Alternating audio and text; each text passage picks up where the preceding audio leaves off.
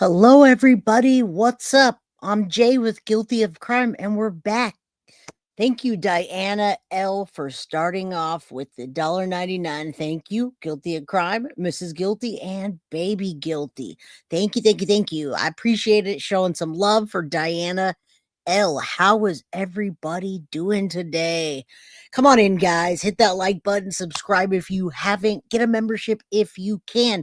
Today is going to be a bit of an emotional episode, probably for some of you. Now, for me, I show my emotions a little bit different than some of you, a little bit different, a lot different than Lauren Matthias. But let me start off with I stand with Lauren and Hidden True Crime. And the reason I stand with Lauren, not only because I agree with the stuff that's going on and the steps she's taking. I'm so empathetic and sympathetic for her situation, but let me just say I stand with Lauren because that happened to me. All right. Now, it happened to me dead on 110%, except it lasted much longer. And I don't have she's got 300,000 followers, 300 something thousand followers. So we're on a much smaller scale. As it gets bigger, we're gonna, there's a lot of precautions that we have to take. Now, listen, nobody's late. We just started.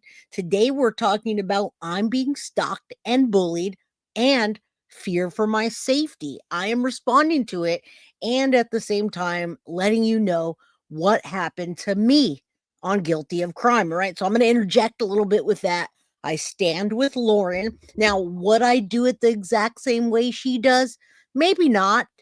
Some things you have to do to follow the legal system. All right. So we're gonna go over it's a 9-hour video. We're not doing that.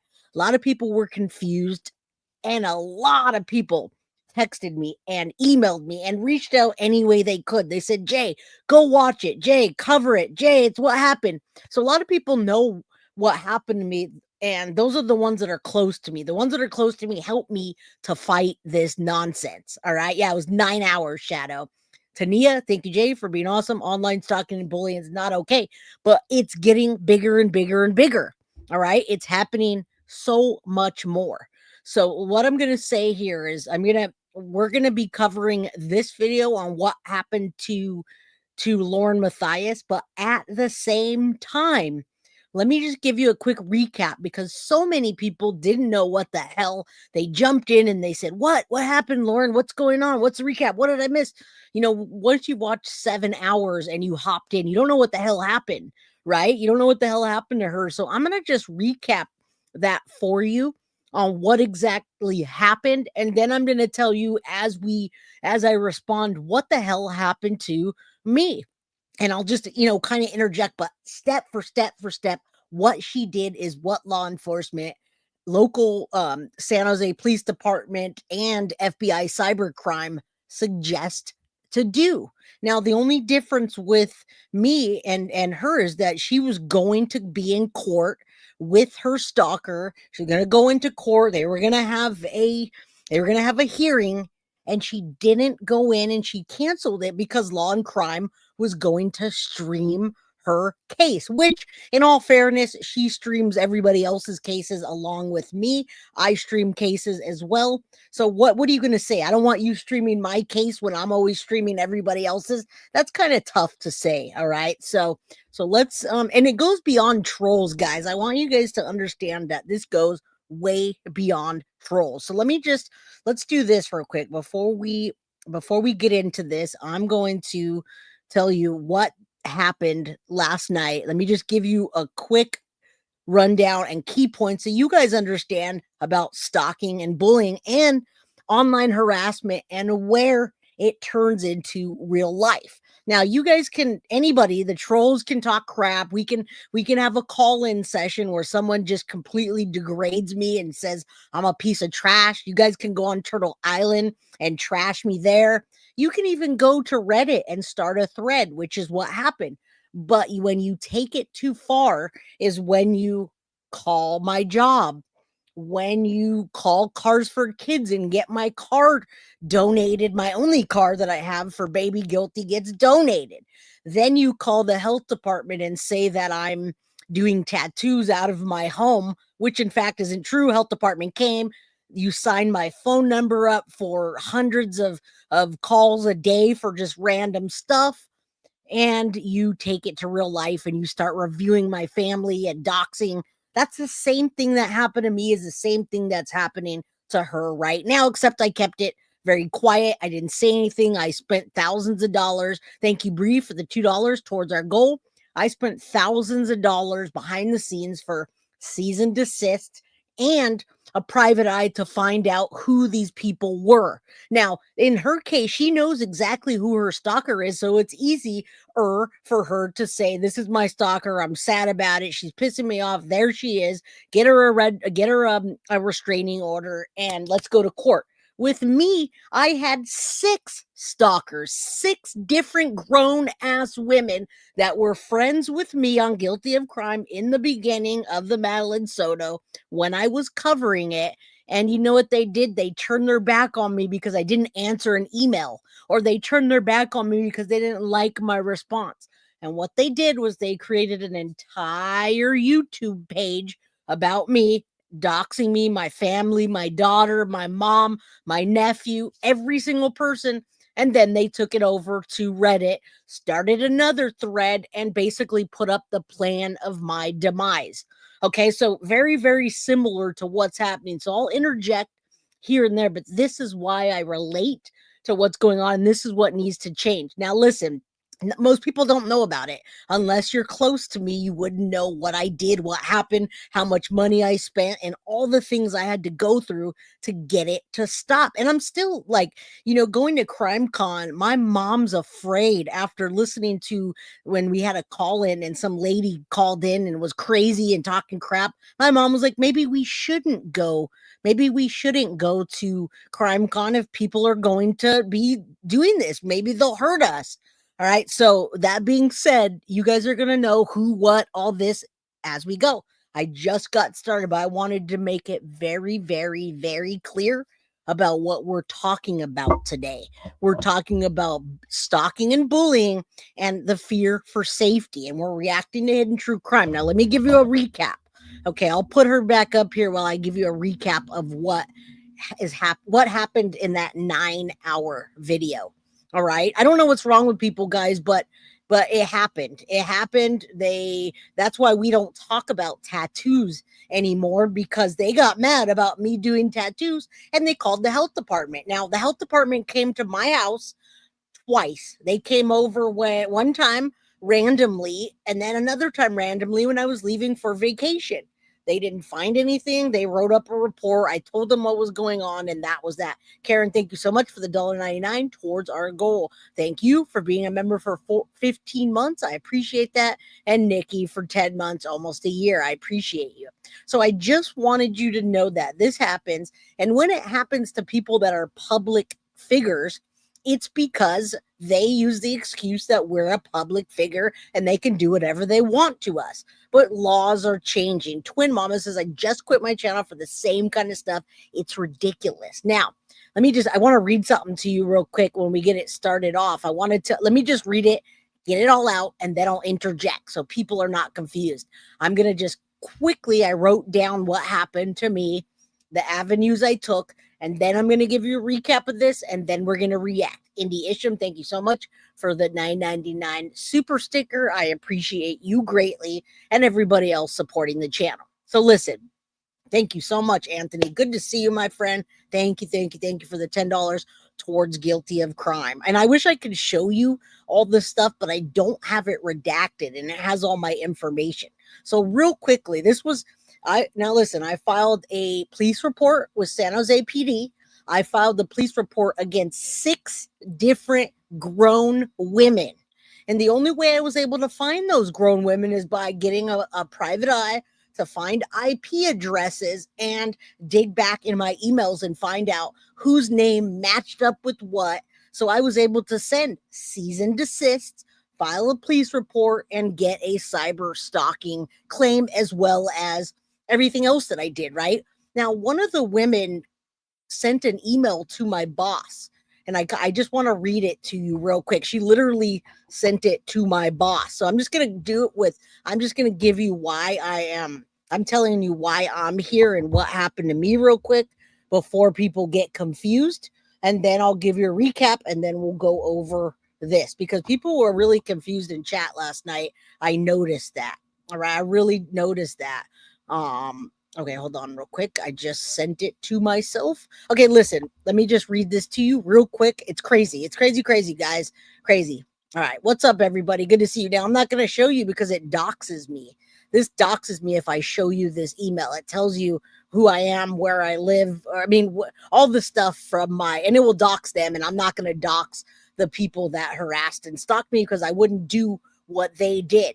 All right, Lady for Justice, thank you for becoming a member. Lynn says jealousy's a root of crap. I'm praying for you, for Lauren, Jay, and everybody. Now, this is not just for me. This is for all the people on YouTube as well that this is currently happening to right freaking now, like the mama lady that just came up here.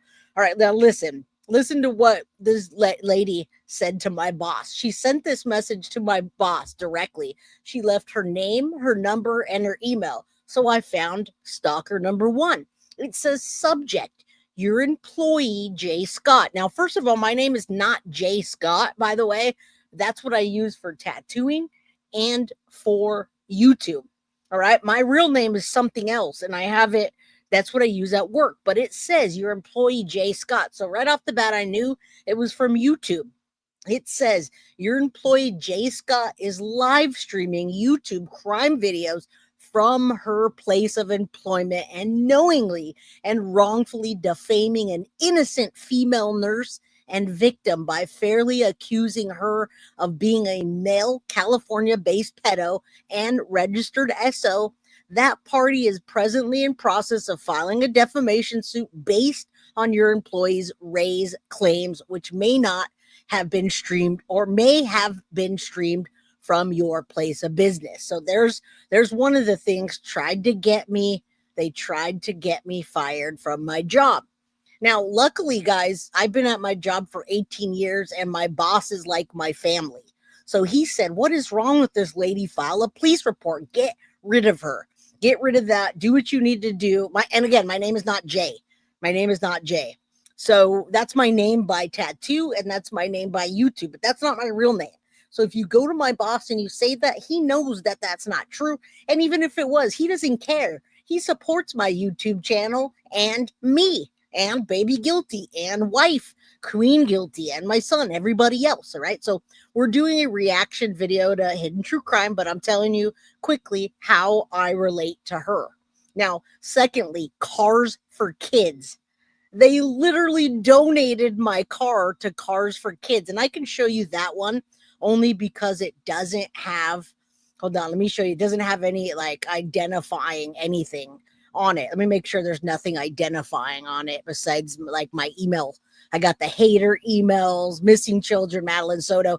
Okay, now take a look at that email to Cars for Kids. And I got multiple ones. There's the record number. Again, my name is not Jay by legal. Car for Kids. Dear Jay, thank you for your kind donation. Your donation will go a long way helping children you assist. You'll receive an email within 3 hours updating you the status of your donation. Add meaning to your donation by dedicating in honor of your memory. Cars for Kids hopes it makes a hassle-free car donation, yada, yada, yada. So Cars for Kids came to my home and they sent multiple emails with my address and everything. And they sent an email 2 times. They sent people to come and take my car away. Again, that's the only car that I have for baby guilty. And I wasn't giving my car away. And how did they have my address to give my car away? All right. So that's another thing that happened. Aside from the whole YouTube channel and the whole Reddit, which eventually Reddit got taken down. Reddit got taken down because a lawyer came along and said that they were planning an attack on me. And the number one rule on Reddit is not to go real life, no stalking, no whatever, none of that. So Reddit got pulled down and they were pissed. People are still pissed on Reddit about that. They defrauded an organization as well and calling my boss and calling the health department to come to my house twice. Now, let me just tell you, and then we'll move on to the recap here. And I've never told this all in one place. I've never said this all in one spot. I've just given you hints here and there. So I said, this is an urgent matter that is now legal, and I need the help of an attorney, local San Jose Police Department, and FBI Cyber. I have sent cease and desist letters to all of the people in the group personally of Reddit. All right. They continue to break the law, harass, dox, send people to my house, call my work, try to get me fired, and share lies and give my real information using my pictures of me, my wife, my daughter, my mom, my nephew, and put out videos about me and things that happen. The first thing was a Reddit page that needed to get taken down, and the second was a YouTube page. Both pages doxed, harassed, and sent people to go real life on me, including my family members, and giving my car away to Car for Kids. All right, so I sent this to the police department along with all the different pages, and also the police report, cyber harassment, everything that I needed. I did it, and that's what I did. So eventually it stopped a little. There's still people that are out there and still bits and drabs, but that's what happened. And it's 420. So that means we got a gifted membership. But first, let me thank Sabrina for the $5. Sorry, but this is the best. Don't ever say sorry. Thank you. And Foxy Amazon, thank you for the 420 membership. Now, okay, we're going over Lauren. We're not watching 9 hours, but I relate to her and I stand with Lauren. Her face is on here because we're reviewing it. That's why we're reviewing her video that she did yesterday. And see? And once we get into everyone. Once we get into this, she's going to start crying. So get your tissues, get your everything that you need, get it out, all right? Because we're reviewing this. However, let me just go over what this episode is about so that you don't come in here confused, all right? I got a document that I put together. Andy Isham, thank you so much for the $4.99 support. I stand with Hidden True Crime and everybody that's being stalked, harassed, bullied, and gone real life on. Some people did. I didn't have time. However, here's a recap, guys. October 16th, Hidden True Crime came out with the video. Lauren Matthias discussed ongoing stalking and bullying, targeting her family, expressing fear for her safety. Now, Lauren indicated the harassment originated from individuals who have their relationship with the show's host and people that work for it. However, the relationship soured, and not by much, guys, and it caused significant emotional distress to her as it soured and the online stalking happened. Now, the video is available. We're going to watch that part of it. I believe it was created to educate the public about the dangers of online harassment and the steps that it goes through. So she's talking about first person account on the sustained online and in-person stalking and harassment, describing the timeline, the emotional impact, and specific harassment behaviors reported by her to the police, etc. All right, so key points are nature of harassment, repeated unwanted messages, impersonation, doxing threats, threatening comments, coordinated harassment campaigns around multiple platforms, and escalation from online abuse to real world contact. Now, this goes farther than online bullying, guys. It goes farther than haters. It goes farther than trolls. It goes much farther than that. And it's so that you can lose your job, lose your channel, and end up in a shithole so that they're happy because misery loves company. Rose, thank you so much for the $5. Cindy Rivera says, we love you, Jay, and thank you for the $2 super sticker. I appreciate that. Okay, so it's gone way too far. This happened to me, so I know exactly. I knew what she was going to say before she even said it because law enforcement tells you to do what she's doing here. Now, this video is going to give you the chronology of the incidents and the dates and the screenshots and the messages, and she gets emotional. She gets real emotional talking about what happened to her.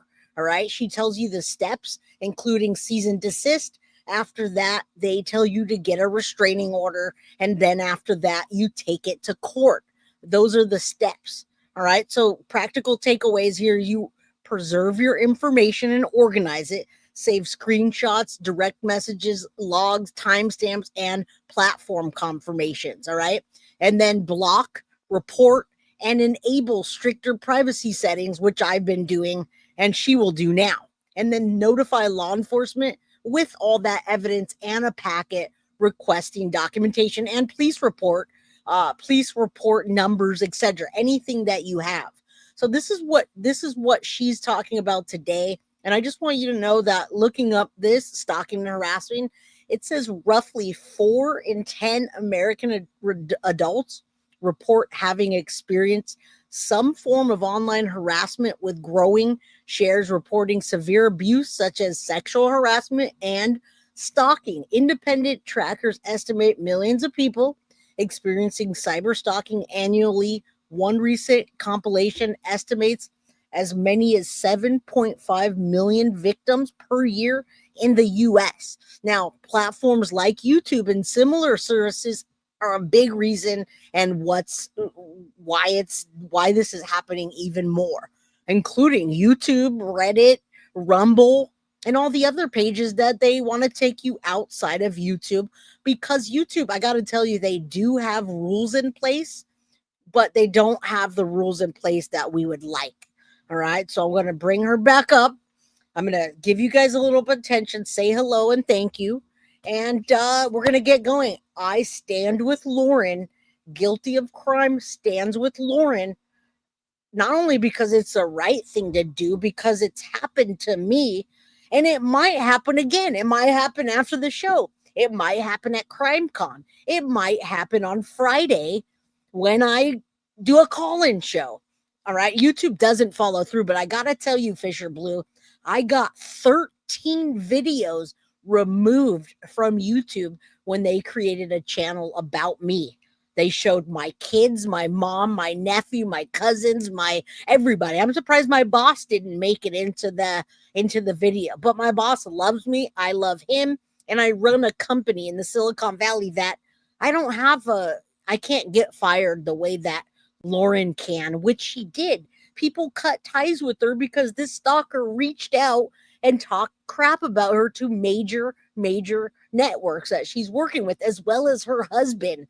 They reached out and talked shit about John. All right. So all of it is just gaslighting. But I don't want to be the person to do that back. And that's why I'm not telling you who did it. I'm not telling you what channels to go to. I'm telling you none of that. What I'm telling you is it happened. It happened on YouTube. It happened on Reddit. And it still happens here. And it's even bigger than keyboard warriors because they send people real life. It's not a keyboard warrior when they go real life with their real name and they reach out to my boss. All right. That's bigger than that. So let's get started. I stand with Lauren and I will be here to answer questions that you have as we're going. All right. So let's just get through a little bit of it and I'll skip through. I did watch it yesterday. Now let's go. Lauren, I reached out to you. Much love and much support. Now remember, Lauren also covered Stephen Stern's parents, the Sterns, and I went to Reddit to see if she also got bullied about that, and she, in fact, did. People right now are still on my videos saying bad things about me and on other channels because I talk to the Sterns, okay? So that's where we're going to start. So the first 24 minutes of this, I talked about my personal experience. And now we're going to go over this, and I'm going to tell you, yep, that's exactly what I did. Yep, that's exactly what happened. Yep, that's exactly what you do. All right. We all stand with Lauren, I hope. Everybody's playing this video today, and it's odd because people that do this to other people on other channels are playing this. And you know what they're saying? They're saying the difference between Lauren being stalked and the people on YouTube being stalked is that the people on YouTube are fat and ugly and stinky and they dress bad. Can you believe that? Isn't that unbelievable? The stalker could be anyone in this room, and I agree. I know who her stalker is, though. All right, let's go. I've never been more nervous for a live in my entire life, and I've done a lot of lives or a show in my entire life. And this is not a live or a show that I ever wanted to do or ever thought I would have to do. And this has been ongoing for months, what I have been dealing with. This is not drama, hidden true crime. Yeah, by the way, I saw some people in her chat saying, I'm unsubscribing. It's drama. This is not drama, guys. This is, in fact, real life, and real people can get really hurt. I mean, I'm welcome to, and I probably do need to have security when I go to CrimeCon, because I don't know who's going to pop up there. There's a lot of people that don't like me, and they might pop up in real life in person and try to hurt me. Now, I'm not afraid for myself, but I am for my family, and I understand what she's saying. All right, this is about stalking and harassment. All right, let's listen for a little bit. Hit the like button, guys, so we can get this in the algorithm, so more people are aware of this stuff that's happening on this platform and outside of it. All right, let's go. Hold on, I really want you to feel. She's crying here, guys. The only difference between her and I is I don't cry like that. I keep it inside and I take it. This is not drama. Okay. Hidden true crime doesn't get involved in drama. We stay very clear from that. And those of you that know us know that. So I hope that nobody calls this drama ever again. Yeah, this is not drama. This is real life. In fact, it's so real life what has been going on. I can't agree with my more. family and with me for months that I decided to go to where I felt would protect me. And that was the courts and legal. Mm-hmm. And that's exactly what I did. You guys just didn't know about it. That's why I call baby guilty, baby guilty. So if anyone knows me, please don't use her name in chat. We do not use my daughter's name in chat. I do not bring her on here. I do not use my wife's name. You guys know Mama Pearl, but that's about it. Please don't. I saw baby guilty's real name in chat and it was deleted. We don't do that anymore. We do none of that. I don't talk about my personal stuff. I don't bring anybody on here. I've learned that it's real bad out there. But what I got to say to you, especially you, Montana Mystic, and anybody else that might not know, block, block, block.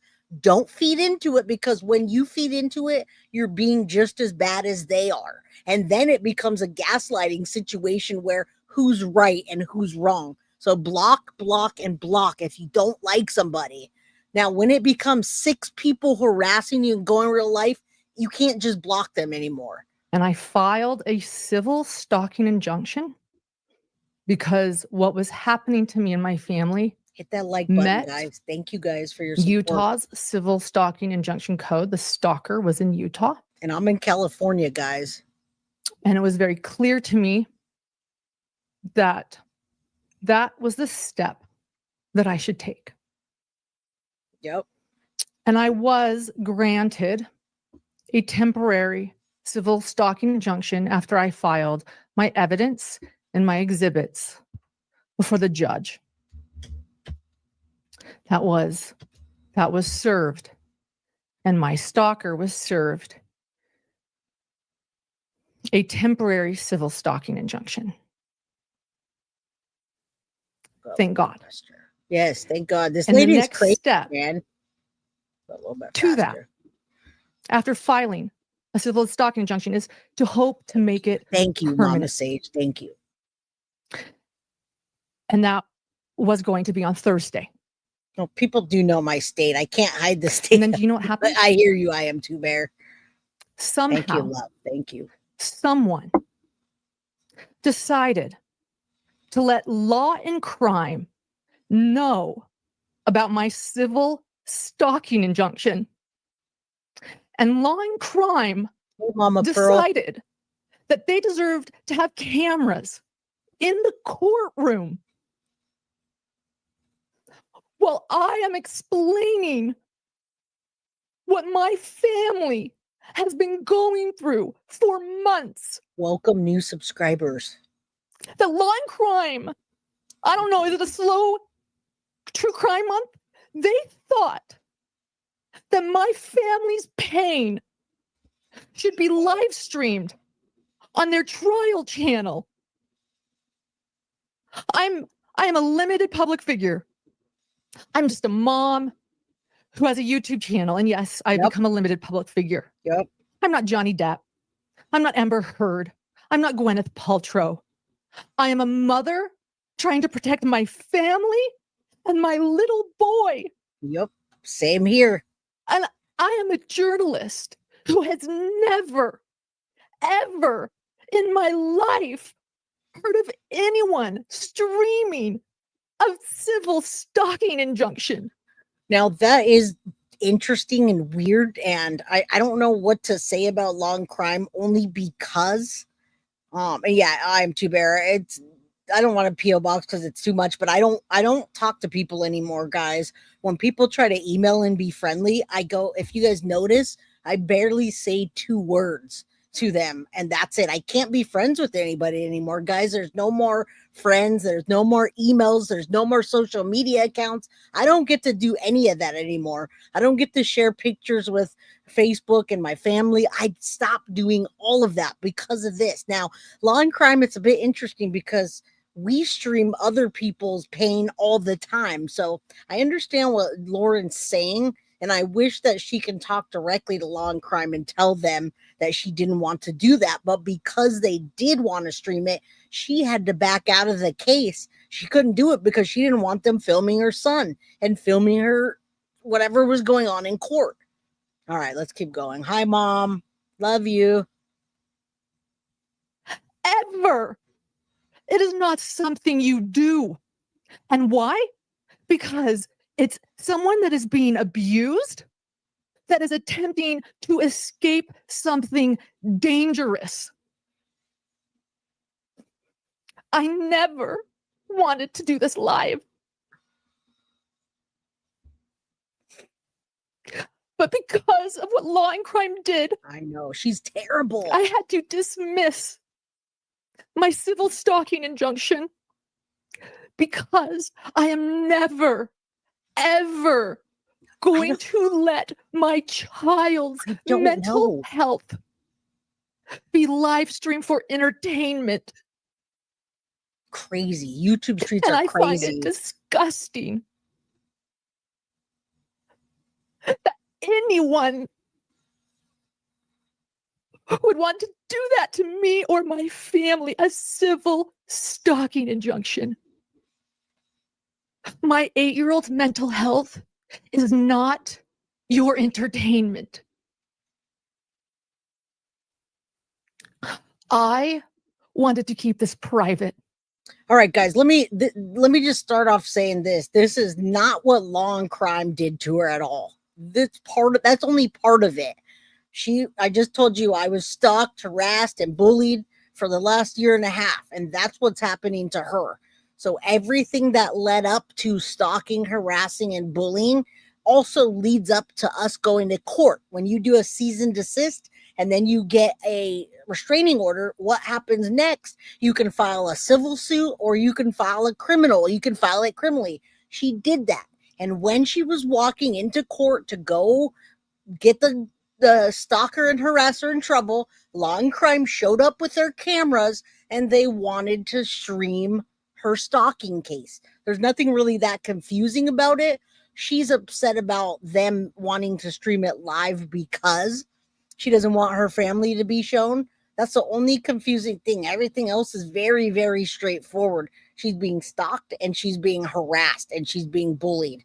That's what's happening. So we're going to get into that today. She just started off really like all over the place, probably because she's emotional, but trust me, we're going to get through this and I'll tell you what is happening. She's got a beef with law and crime only because of that, but it's the stalker that she's really upset about, in my opinion.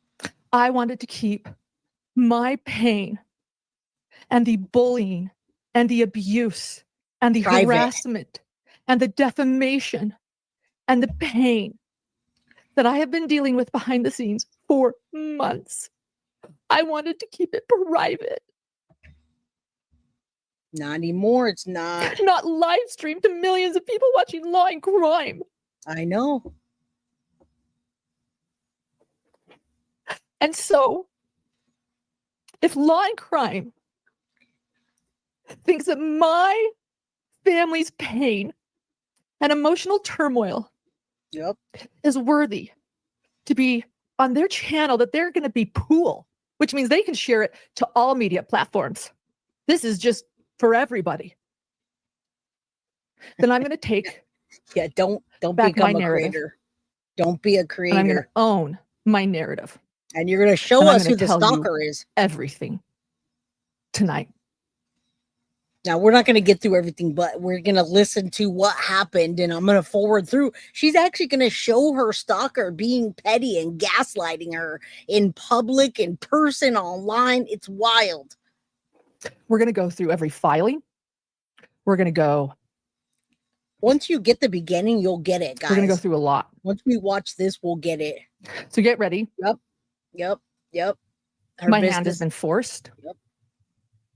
I am very uncomfortable sitting here. Hey, Pauline. But the reason and where I have found my bravery to do this is really, again, no, you for my don't. Little boy. You don't know stuff like this is going to happen. You want to know wrath of a mother? Not at all. Here I am. Listen, guys, I know people think it's just, oh, that's your fault. You shouldn't have been a public figure, or I don't mean to be insensitive, but this stuff, you should know it's going to happen. No, we don't know it's going to happen. Not when you have 5,000 subscribers like it started off with me. Now I'm close to 30,000, but that's nothing compared to her 300,000. But you can't say that because it's different when you're talking about, don't you know this shit's going to happen online? People are going to call you all kinds of stuff. And they do. You guys know that.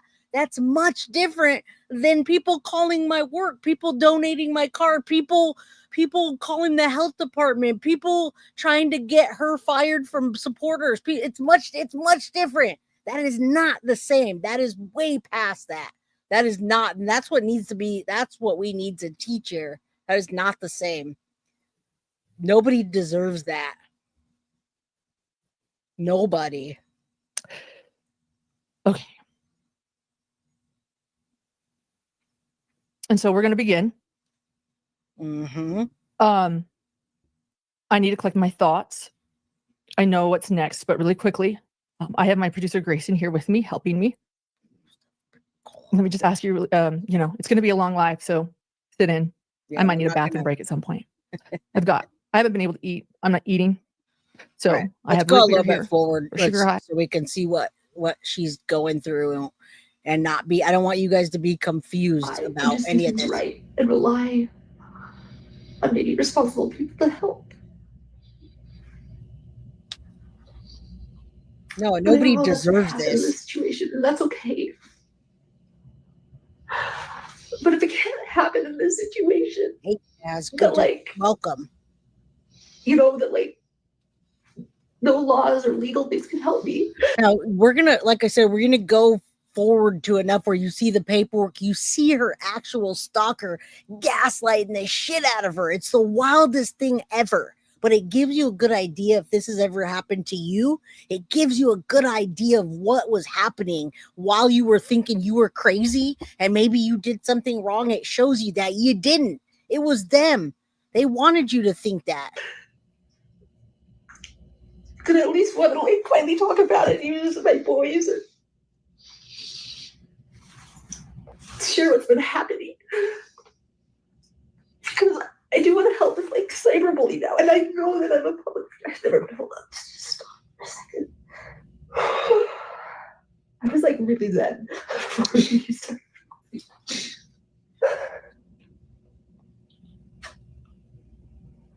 Hold on. Yeah, it's weird. I mean, we stream other people's lives, so I don't understand that part. Sorry, I can't even process what I don't know. I'm sorry. It is. Oh my God, Lord. She's just crying and she filmed it, so let's. I just learned that people like public shaming. I don't know. I just worry about this world. That was Hey, cool. Carolina Hurtado, how you doing? And I am human. I am human. And I put myself out there. And for those reasons, I deserve more scrutiny and criticism. And I believe in public discourse and to criticize me when people feel I'm not doing what's right or best in the public eye. I deserve that. It's not what this is. Yeah, public criticism is much different than stalking and going real life, guys. The fact that rather than focus on making good art, which is what we say here in Hidden True Crime, it's quality over quantity, doing good. I've had to worry about my reputation, but also other people. I worry about you. Let's go a little forward so you guys can hear what the hell happened. All right. She's emotional and that hits hard. And that's why I continue, because like, what made her so emotional? And this is what it is. Understand. I want to start with that because I think that you're going to understand it all a lot more as we go through everything. Yeah. And here's the thing, guys. She's sharing it because she wants you to know that this is happening and this is real life. This is gone real life. It's happened to you. It's happened to me. It's happened to her. Yeah, they've called her business contacts and she lost networks after being a journalist for years. So keeping it quiet is what we normally say, then people tell us to do. But if we don't speak up, then it continues to happen. And listen, guys, this stems from the same thing that happens to many of you and YouTube creators. This was her friend. This was supposed to be a friend that worked with her, that did stuff with her, that actually knew her. And it wasn't just a parasocial relationship, which is also what happens. Tonight. So here we go. Let's go. I'm going to start, by the way, when I say everything, not to get you guys scared, but these are all the court filings. And we got exhibits and we got evidence. I'm trying to play it faster. Before we delve in to my first declaration, which is what got me the temporary civil stalking injunction, I'm going to set the stage and give you guys a bit of a timeline. So let's listen to the timeline. Explain a few things that matter. As many of you know that are my hidden gems, I call this setting the stage. Let's set the stage before getting into all these documents. That's the same as me, and that Fisher takes us to April of 2024. I also want to point something out. I am not going to use my stalker's name during this video. So I am going to refer to her as my stalker. That's what I will be dubbing her. It's so weird that people are lost. April of 2024 is when it all begins. That is when I meet my stalker in Boise, Idaho at the Chad Daybell trial. When she shows up for a few days attending as public. She's public. She's interested in the case she's watching. She introduces herself as a fan of my podcast, and she gifts me a cell phone microphone and a tripod. I also meet another fan of the podcast at this trial. I was watching this last night. That's why RL. I'm not referring to like Clementine or to RL. I'm not trying to argue with you guys. I'm talking about this, and I don't understand why people don't understand this. I was watching it last night. She had 10,000 people in chat, and people didn't understand what was happening. And the only thing that's happening is she's being stalked and bullied, and she fears for her safety, and she's telling the story. That's it.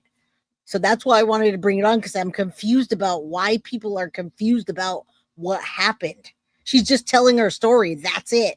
So I'm not, you guys, I love you guys and I like to pay attention to you, but I'm not trying to point you out and say anything. I'm just talking here. She had over 11,000 people in chat and they were confused.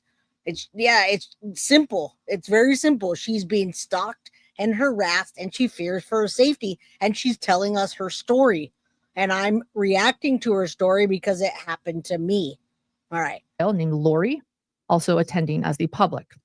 So not to be confused with Lori Daybell or Lori Hellis. This is Lori, someone attending Big as hugs. public Hit named that Lori. like button.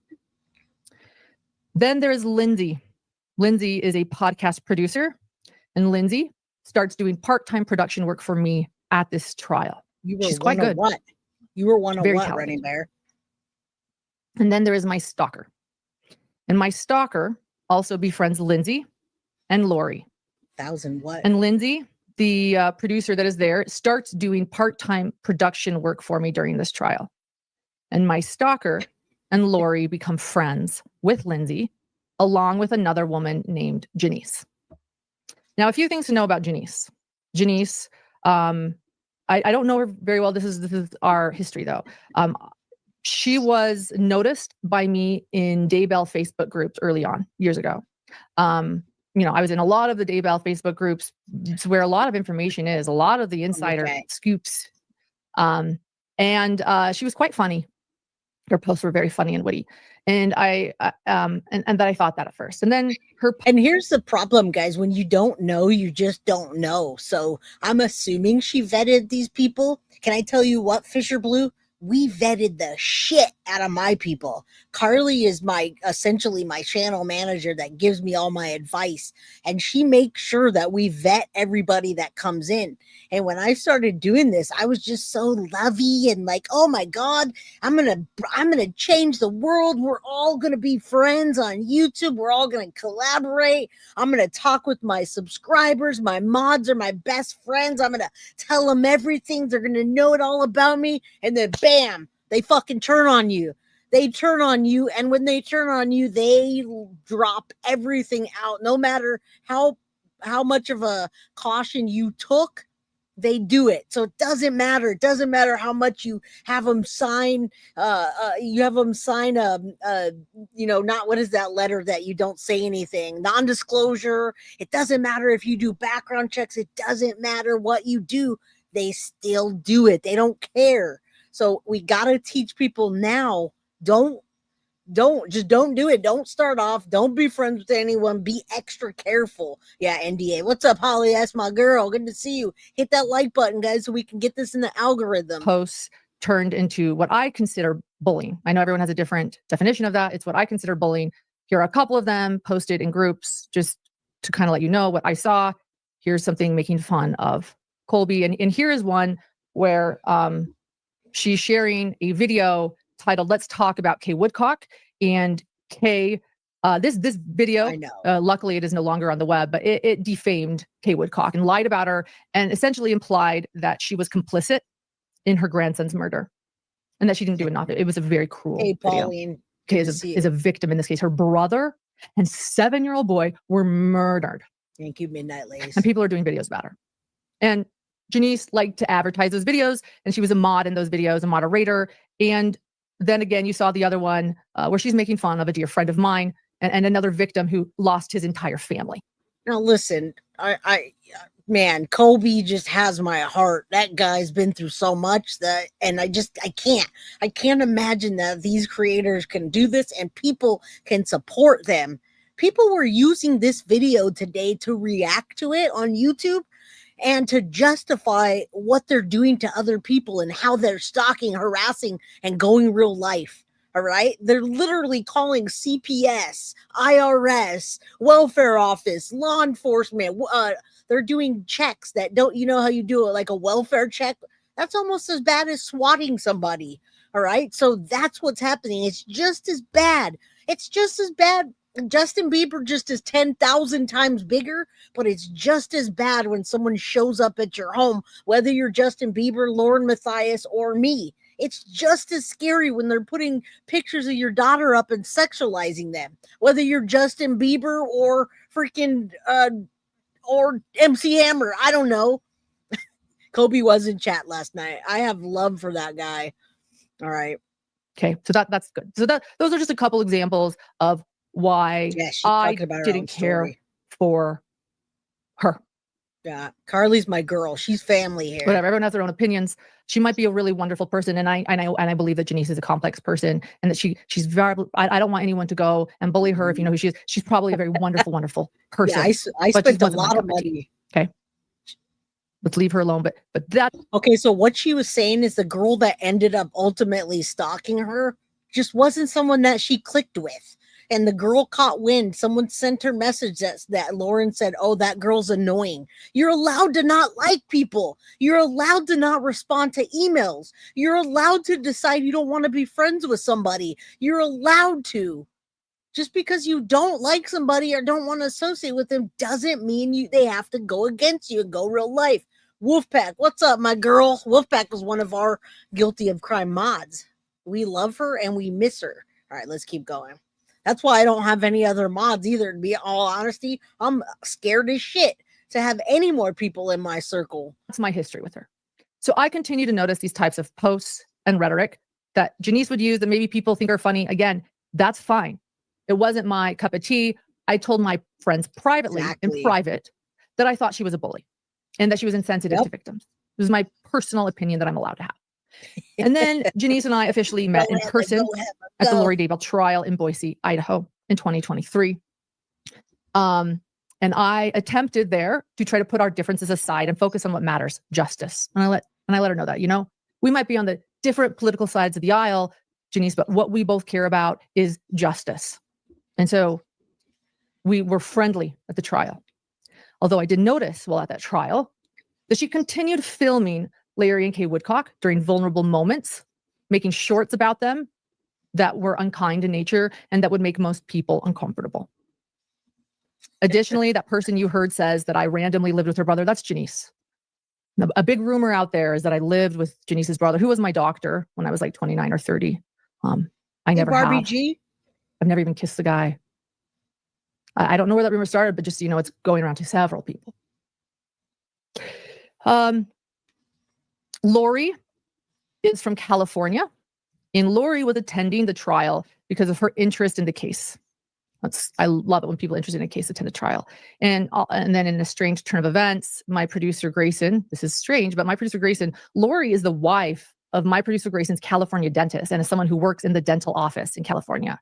But to clarify, when I met Lori, I didn't even know Grayson. This wasn't even a thing then, but wild, right? Just let's continue. So May of 2024, I am asked by a well-known public figure that I really respect if I know a good podcast producer. And I tell them, yes, I do. And I introduce this person to Lindsay. And I encourage Lindsay to connect with this person. And she seems super happy. And the two connect. And I am super happy for them. Really? And then on June 8th. So June 8th, 2024, my stalker puts me in a group chat, which includes my stalker, Lindsay and Lori. June 18th, 2024. My stalker is driving through my hometown and she is asking to come visit. And so I take her kids to the neighborhood pool.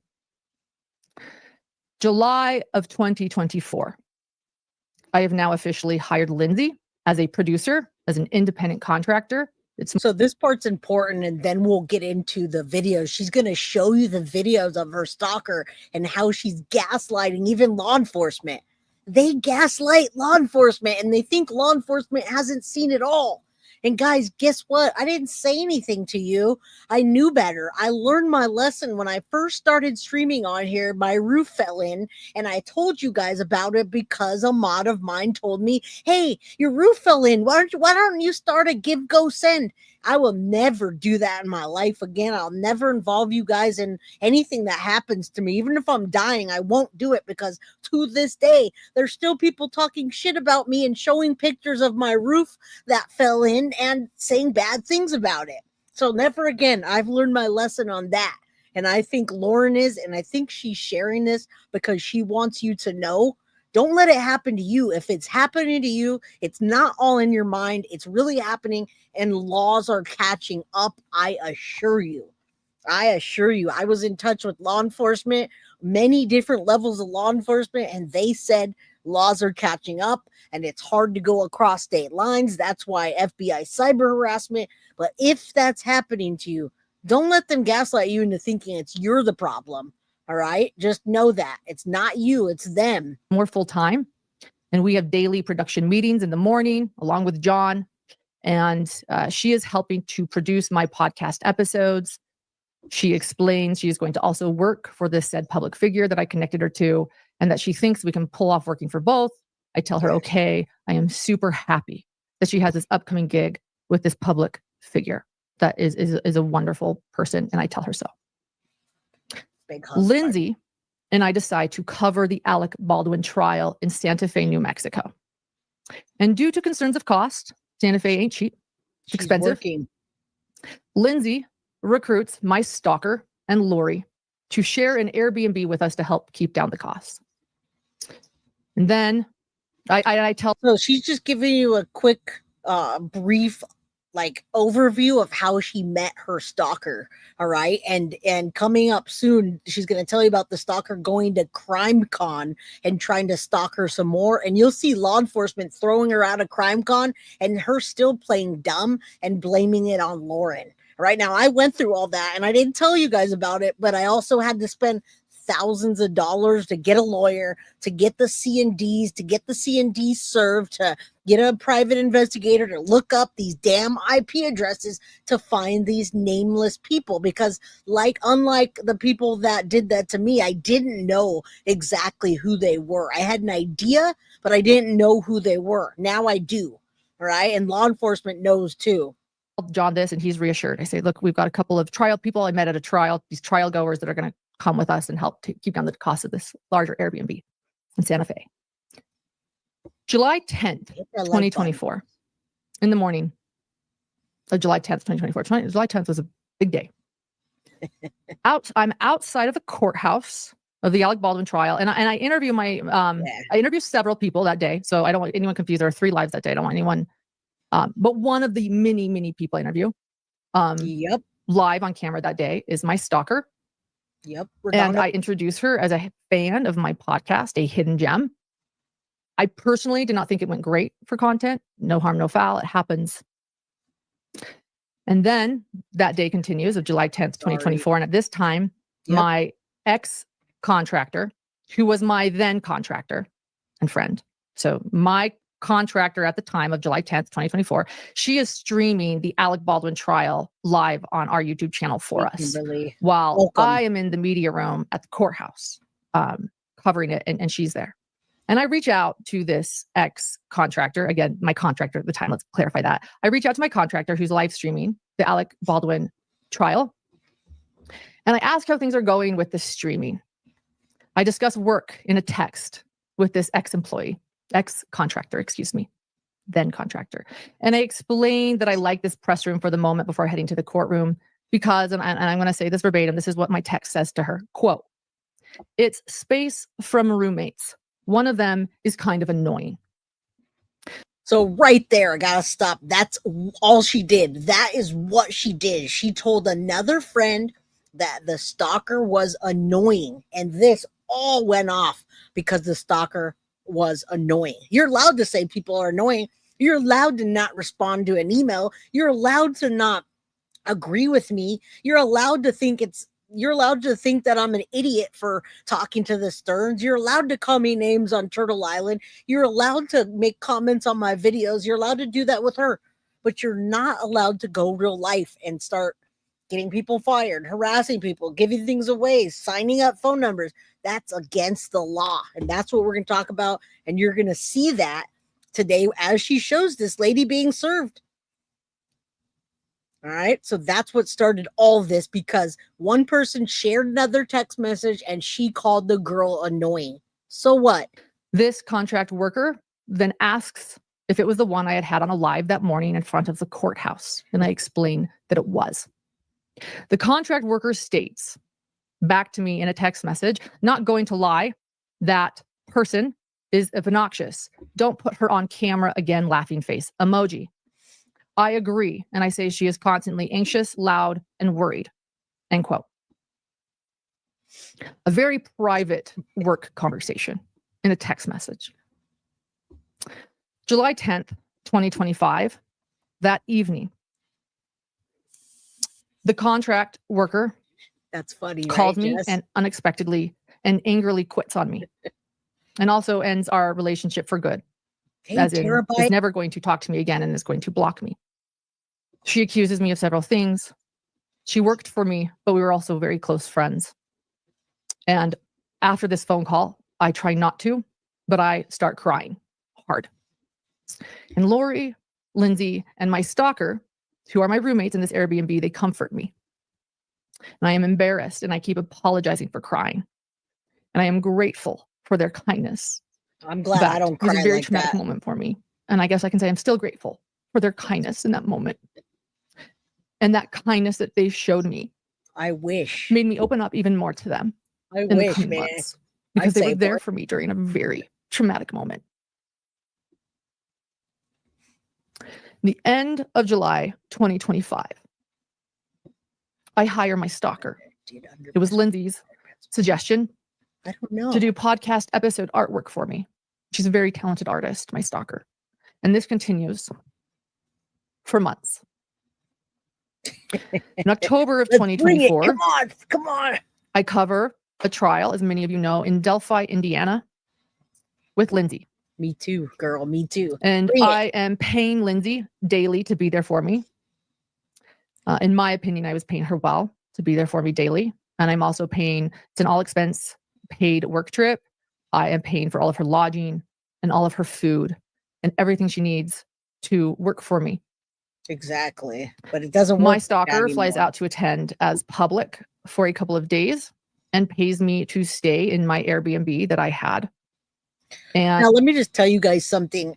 I think one of the best platforms, and it doesn't work well, YouTube is one of the best platforms for getting videos taken down when it's harassing, doxing, and clearly bullying. They are the best ones. But once they get off of YouTube, you cannot get those damn TikToks down. You cannot get those damn Reddits down. I am very, very, very surprised that we were able to get that Reddit page down. You guys have no idea. That Reddit page it was called Guilty of Crime Snark. That Reddit page was a playbook on how to stalk Jay from Guilty of Crime. How bad Jay from Guilty of Crime is. Pictures of Jay and her family. That's me, my daughter, my wife, my house, fake pictures of stuff. Right? Once it crossed the line and my daughter was shown, oh God, you guys, you better believe I wished it was the 90s again and I could just go raging like this. You have no idea. I wish that at that point, I wished that someone would come to my house because I sleep with my Smith & Wesson. After I got carjacked, you best believe I'm always packing, all right? But that's not how it works because they don't hit you in that way. They don't hit you personally. They do everything else to hurt you, all right? Thank you, Holly. Yes, it was the Madeline Soto case. It was the Madeline Soto case that started it. All right. And thank you, Kathy D. Much love to you. She takes photos of me outside of the courthouse in Delphi, Indiana for my podcast. Mhm. I did not pay her for these photos. It's an additional free gift for me. I buy her dinner. I confide in Lindsay, admittedly, that it is harder to work when my stalker is around. She seems kind and is very generous, but it's just a lot. And I'm not sure what's happening in chat, guys, but Under Your Scars, I don't think Under Your Scars, Jazz, I don't hope Under Your Scars wasn't saying something to you negative because we're not like that in this chat. So Under Your Scars, can you respond at all? Or if not, don't respond. Let's not do that in this chat on a live stream where we're talking about being awful people and stalking and bullying. I don't think anyone here is doing that, but please, guys, much love to everybody here. And thank you to the new subs. Thank you to the people that understand. And even those that don't understand, thank you for being here and hearing me out, hearing Lauren out. after my stalker flies home, I temporarily go home as well for Halloween because I need to trick or treat with my little boy. Yep, Allie, you got But I it. do decide that I need to go back to Delphi, Indiana.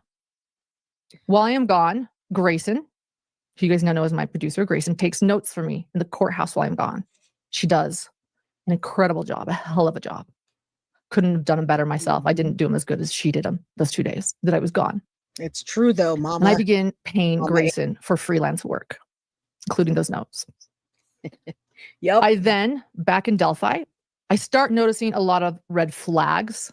And these are red Absolutely. flags for me. They Absolutely. might not affect everyone. Some people might not think they're red flags. Other people think maybe I misinterpreted them. It doesn't matter. These are red flags that affected me. and concerned me and the way that I work and the way I know. function. I'm not sure under your scars. One of them was that Lindsay wanted Grayson to stay in a separate Airbnb than the one I had with plenty of room. Don't worry. And Grayson about was it. working for me. She was young. She was alone. Thank you. And I was paying for the lodging. Oh my goodness. That was a concern to me. I suggested maybe the Lindsay get her own hotel if she needed space, and that upset her too. I just couldn't figure this out. It was a dynamic that was hard for everyone. It's just what, and like I said, she likely had her reasons too. It's fair. But I had my reasons, and this was becoming uncomfortable for me. Another thing. By the way, I don't stay with people ever. Ever. My wife was being super nice when we talked about going to crime cons. Like, oh, people could stay with us. No, I don't stay with people. I don't. So I'm sure Lauren doesn't stay with people anymore either. Cats Meow, thank you for the 5 Guilty of Crime memberships. If you guys got a membership, please thank Cats Meow. I learned that Lindsay did was take my phone, and without my permission, she logs into YouTube Studio and learns how much I am making that month. And she shares this with Grayson. Something else made me uncomfortable. And there were a few other things. Come on, turn off. Lindsay is also working for another creator while I am paying for her to be there working for me full time. And I'm paying all of her expenses. And she is passing off material that I requested her to collect to other creators to be used for other shows. These were things that made me uncomfortable. I'm not even teach their own. Maybe there's a misunderstanding. Doesn't matter. They were things that made me uncomfortable. There were other red flags for me, personal red flags. Once we were back from Delphi, I decided to terminate things with Lindsay after the Delphi trial ended. I ended things very nicely and respectfully. She's very talented. And I realized that I needed someone exclusive. Someone after experiencing what I did in Delphi with, realizing that she was a contract worker and that she was sharing and helping other creators, that, I realized that Hidden True Crime needed someone exclusive, like an exclusive producer that didn't want to work for multiple people. And so I told her that I was excited for her to work with this other larger podcast. Huge red flag. And here is a termination letter. I want you guys to see it. I want to show it so that I need people to know. And it's very small. So let me see. And I'm glad she's showing this. And I can't wait to get to the videos with you guys. So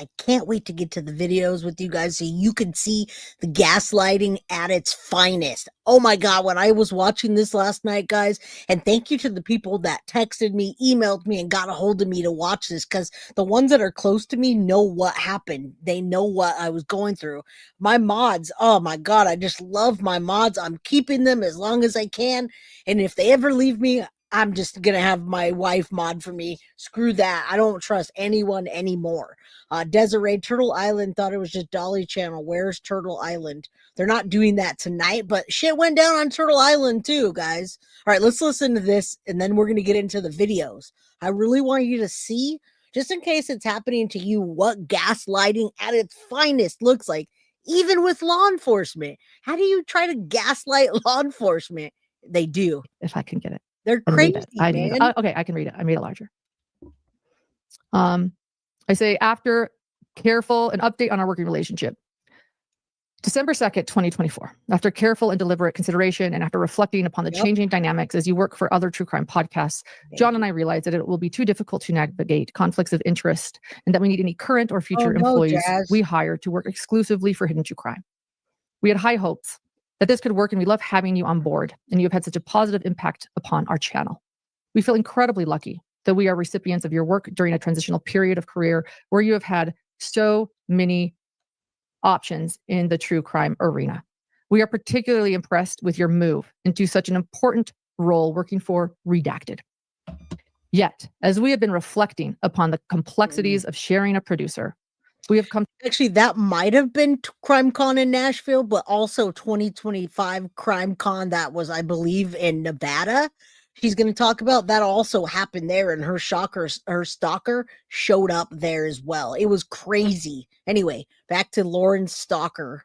To a difficult but clear realization that this small true spine, that in this true crime space, any producers HTC hires will need to work exclusively for Hidden True Crime to avoid issues around privacy, sharing content, and information across channels or podcasts, which greatly concerns us.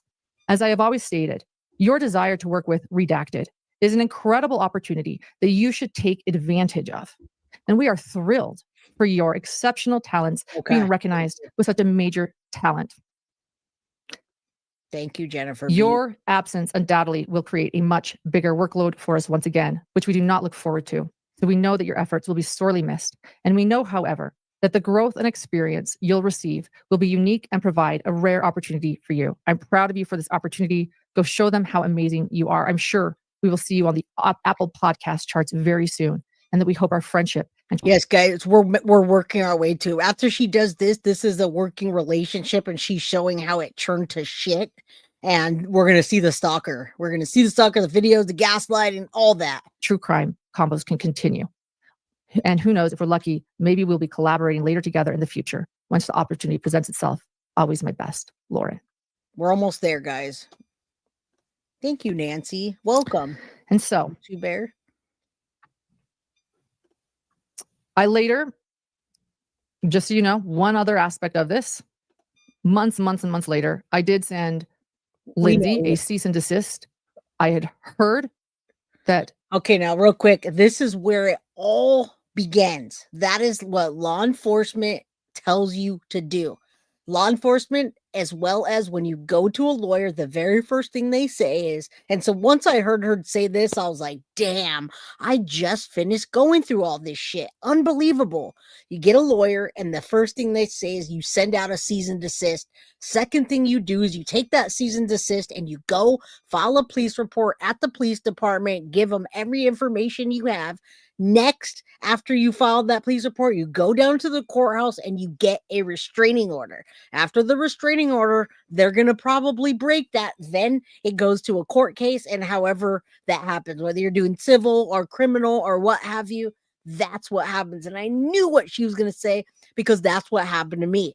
All right. So I'm assuming she's also spent tens of thousands of dollars on this. Me, I only spent about $3,000 to $5,000 on it, and I didn't say anything about it. I'm glad she's talking and bringing awareness, though. She had been saying some things that I consider defamation to several of my professional contacts. One text that was sent to me stated that I went psycho on her and that I am manic.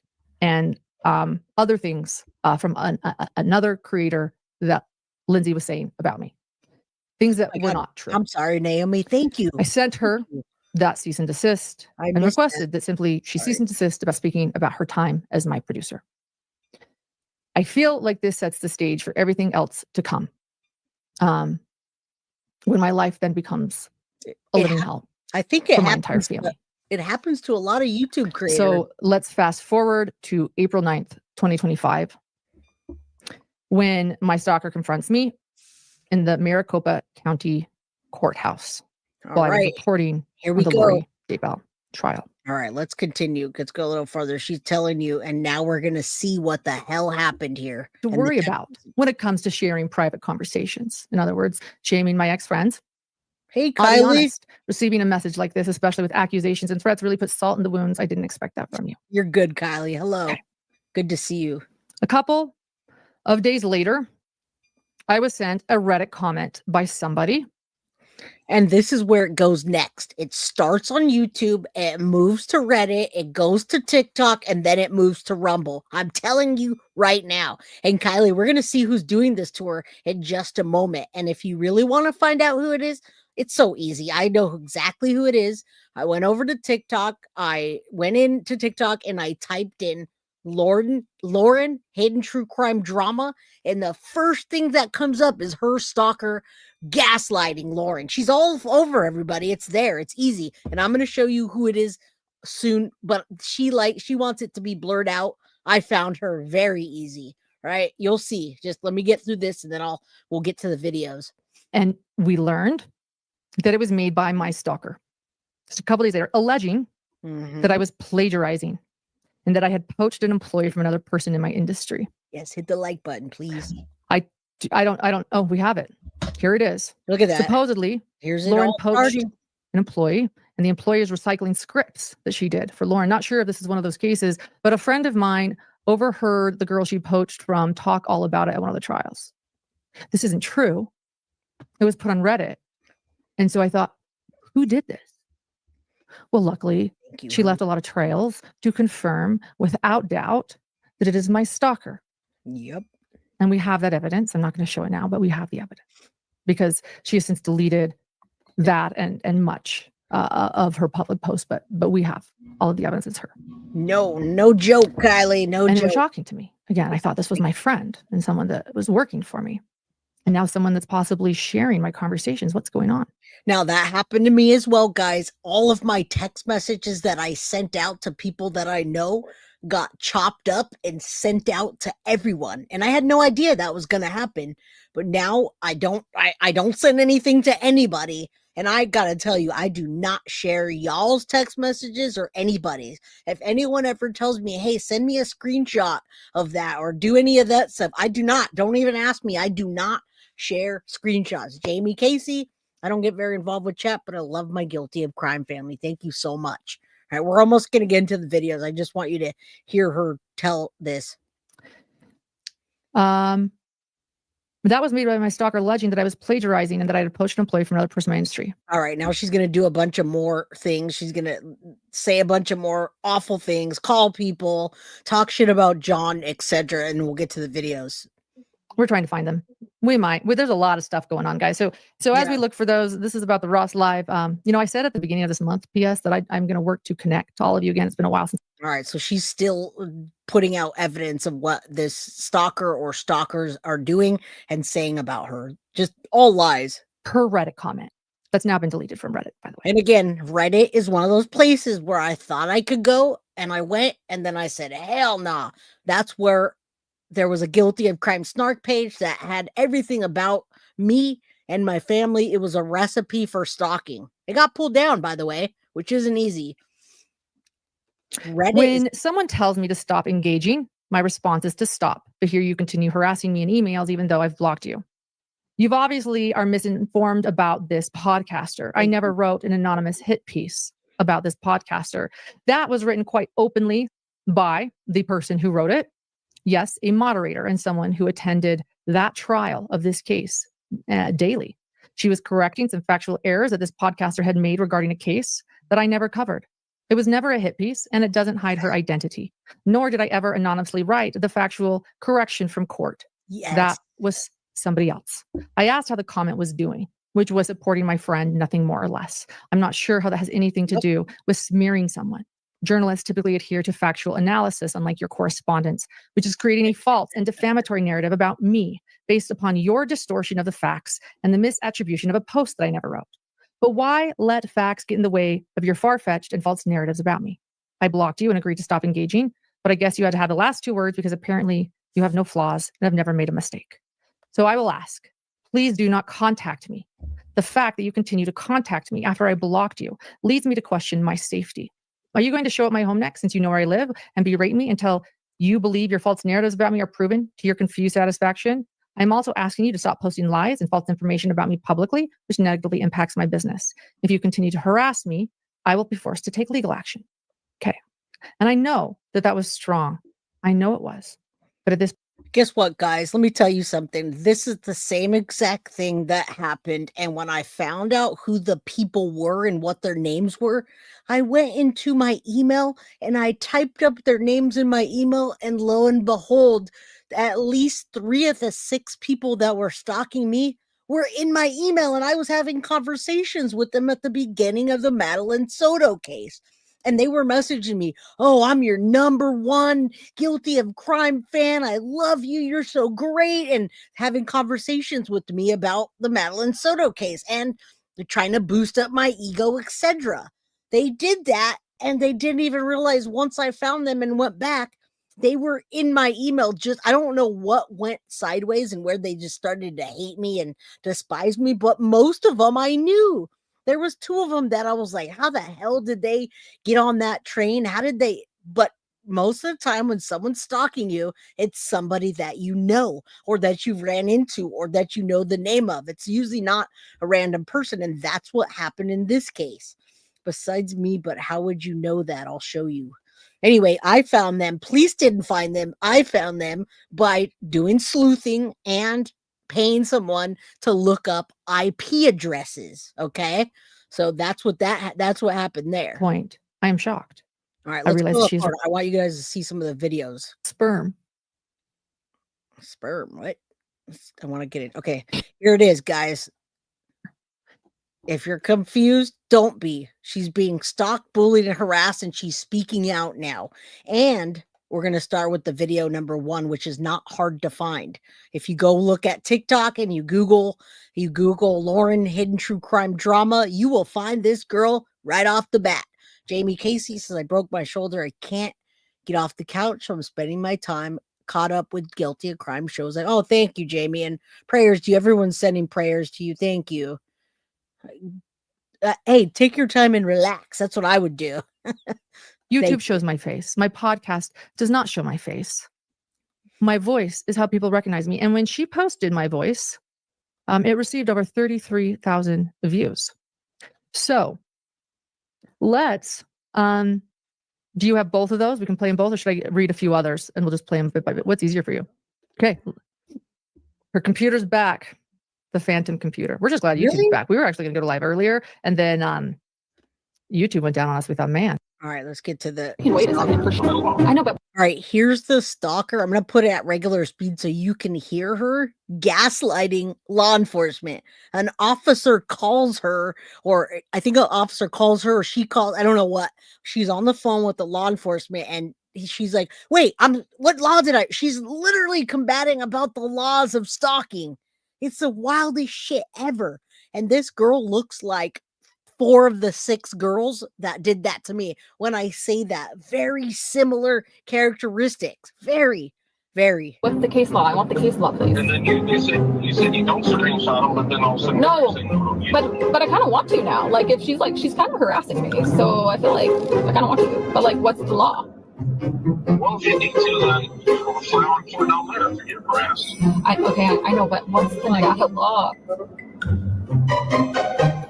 What?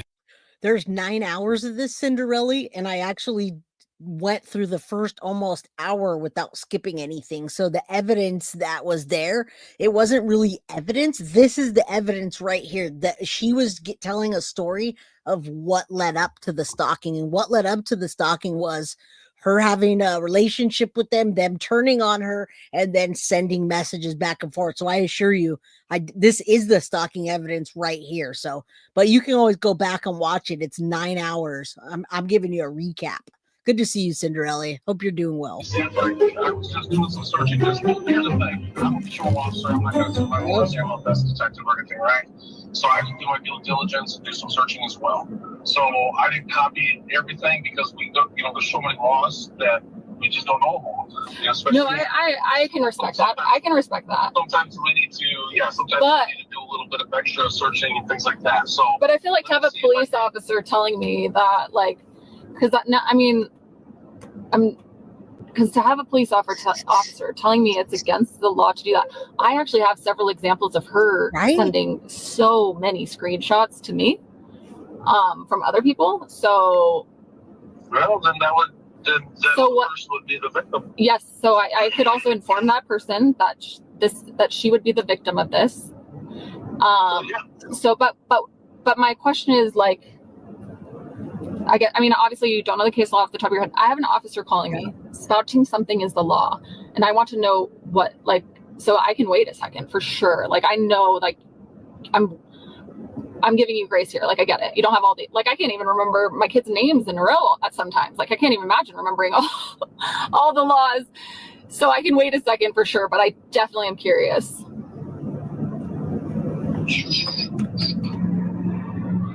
Yeah, let me see if I can find it. Obviously. Oh, just wait until she gets served a restraining order. How annoying. I was reading chat during that. Thank you, everyone. I've been trying to focus and not reading as much. You guys know me and my ADD. So thank you. Thank you for believing me. I know. So then, do you have the other one? I mentioned the other one as well. No stress. I can keep reading and we'll get to all of them.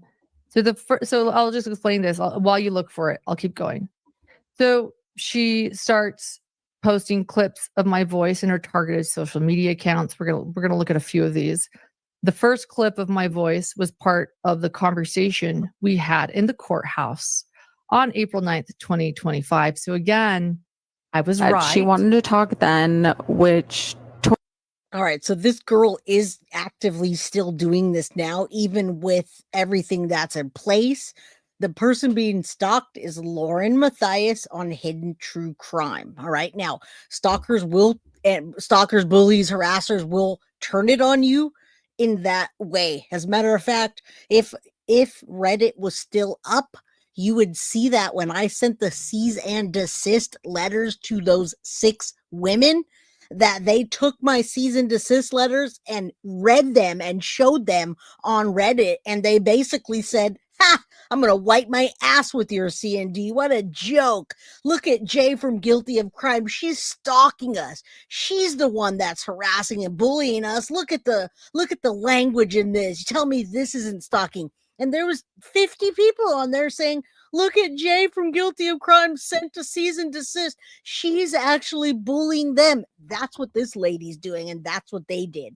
Now, if Reddit was still up, I would show you that that's what they do. They take that and they churn it around and they gaslight you. I assure you, I went to a lawyer, spent thousands of dollars on 6 separate C&Ds, and they wiped their ass with it and continued to make videos about me and continued to call the health department, give my car away, all the stuff. So that's what happens, and that's what's happening right here. More, thank you so much for the Guilty of Crime membership. Misty Free Spirit, good to see you. Let's go. Hit that like button if you would. That's okay. Go for it. It's stopped. Do you want me to keep going? That's what happens, okay. Guys. Oh, Yeah. it's her computer again. So we're swapping again, guys. So the first part of and we're good. We'll just keep reading. We'll get them one by one. The first part of my first clip of my voice was part of a conversation that we had in the courthouse on April 9th, 2025, despite the courthouse having a no recording policy. So I think this is a lot of evidence. This is the she evidence. Did record me. And now I realize it feels almost like a plot that she created. I go up to her. She says in tears, I know what you said about me. I acknowledge it. I apologize. Totally caught me off guard, but I thought, okay. And it's being weird. And the entire time I'm being recorded without my knowledge. That is very shocking to me. And as someone that is a limited public figure doing this, as my job, to think that a contract worker. Oh, the lawyer absolutely told me that a C&D wouldn't do it. That's why I paid thousands of dollars to continue the process. The lawyer actually told me that when you send a C&D out, those people are going to go full force right at you, and they're going to claim what you're claiming against them. They told me that. They warned me. As a matter of fact, when they put out those messages and laughed and wiped their asses with the C&D, I sent it over to law enforcement and the lawyer. So they absolutely tell you, doesn't matter if those people are going to do that or what, that's part of the freaking process. She didn't drop the case, but she didn't go to court. She showed up at court and Law and Crime was going to stream her live, and her son was with her family, and she didn't want it to stream. So she didn't drop the case, but she didn't do it that day. What I'm thinking is that she rescheduled, or she's going around. She does not want it filmed. So that's what I'm thinking. I know it's not appropriate, but I'd like to know who the stalker's name and is the name. I know who it is, Loudmouth. If you want to email me, I'll send you a link, but I'm not gonna say it on here. I know who it is. Who I was an alleged friend who actually still owed me work at the time. I was waiting. I just paid her a very large amount of money for a job she never did finish. Would be recording me without my permission in a place that I assume no one would record. Now, as far as Lauren goes, it seems like this person literally just didn't like her to start out with, and then she realized that she could use Lauren's 300,000 people platform to gain content. And then after she realized she was gaining content, she has mental health problems. This lady, if you go watch her channel, she talks about seeing a therapist, this and that. So I think it's a combination of mental health issues, jealousy, and trying to gain a platform. I don't know if it's necessarily boredom, but I think it's people wanting notoriety and just despising what you have And then these weird parasocial relationships come into place because they think they know Lauren. They think they know me. They think they know Grizzly True Crime. They think they know all these people. So I think, Joyous, again, thank you for supporting the channel. I think there's a combination. If I was just to walk around all day and say, oh, these people are just jealous, that would be me saying, oh, I have this huge ego and everyone's jealous of me. No, there's a lot of other reasons. Jealousy is part of it. Mental health is part of it. All the things are part of it. All right. All right. Her name's not Kristen. It's Christina, but I'm not giving you her last name. And if you go on to TikTok and type in Lauren Matthias, hidden true crime drama, you'll find the exact videos. All right. Now listen, watch. That is concerning to me. That is very it's easy concerning. to find. Okay, you have a feel. Let's listen. That she wanted to talk then, which totally caught me off guard, but I thought, okay, fine, let's see what she has to say. Yes. And what unfolded next was unreal. It was like watching someone trapped in their own maze of lies, spinning stories so fast she couldn't even keep up with herself. When one lie didn't land, she'd just pivot mid-sentence into a completely different one, like no shame, just constant spinning. And at one point, she literally started mumbling under her breath, having an entire conversation. Yeah, her name's Christina, and there's several people, several names, but I don't want to say her last name. All you have to do is go to TikTok and you'll find this video on TikTok right now. So, but if she doesn't want to show it, I won't. And by herself while I was just standing there. You should have just done your makeup during gosh. Yeah, because and then and by the way that started, they were like, it's like, and I was like, would they do that to me? Like anyway. Yeah, no, I know. So in many ways, I feel catfish. And then in 1 second, she snapped and was like, oh, sorry, back to you. But back to you. And this is the part that killed me. She told me that we had to have that conversation right now because I kept repeating, you're in fight, flight, or freeze. Probably not the best time to talk. But she said, no, we have to talk now. My assistant is, quote, always with me. I'm never alone, unquote. Girl, no. I honestly think she just didn't want her assistant finding out what she'd done. Oh, Sabrina. Yeah, and by the way, I still don't even know what I've done. She didn't want her assistant to know what she's done. And by the way, you heard me already tell you, my assistant, who she's referred to as Grayson, has read all of my text messages. I have nothing to hide. Do I want the world to see them? No. Do you guys want the world to see your private text messages? No. No. And I also, thank you, Tandyline. I appreciate that. I also won't dox the people that did that to me. I have all their names. I know who they are. I would never do that to anybody. It's not my style. It doesn't make me happy. I don't like seeing people hurt. I don't like people to cry. I don't like people to die. I don't like funerals. I don't like streaming these cases every day of children dying. I don't. But I do it for the greater good and to give a voice. I just don't enjoy other people's pain at all. I enjoy my own pain of getting tattoos. It's called tattoo therapy. More people should try tattoo therapy, but I don't like seeing people hurt. I don't like hurting people. It's not my nature. But, those that I know care about me and love me and that I trust, yeah, go for it. I have nothing to hide. No secrets that big. I really want you to see her when she gets I want you to see her stalker getting a freaking, getting a restraining order. She loses her mind in a weird way. It's wild. Hold on. Let's see what this is. There's chat right there. And she's Becky something. Let's see what that is. I missed this part. My stalker, when I appeared on July 14th, wrote in the comments with eye emojis in an effort to let people know she was watching. I don't know, man. And this occurred after she did a TikTok. So I announced that I was going to be on Mormon Stories, and she did a TikTok about that. If you don't have it, it's okay. Oh, you do have it. Okay, because I can explain it too. Claiming that it was like a PR move because of something that I've done that was coming out. Like I said, I still don't know what I've done, minus people trying to claim I was hurting people's businesses, which simply isn't true. And reading private texts of mine that allegedly they don't like, and I haven't seen them. But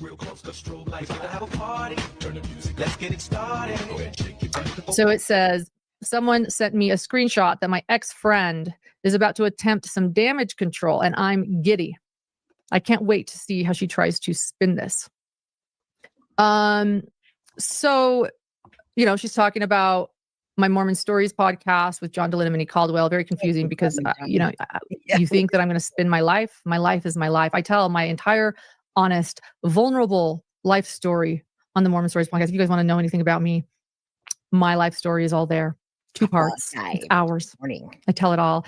And I haven't Thank known you. this stalker very long at all. She doesn't know me very well at all. And really. she keeps calling her Any conversation ex-friend. we had was very surface.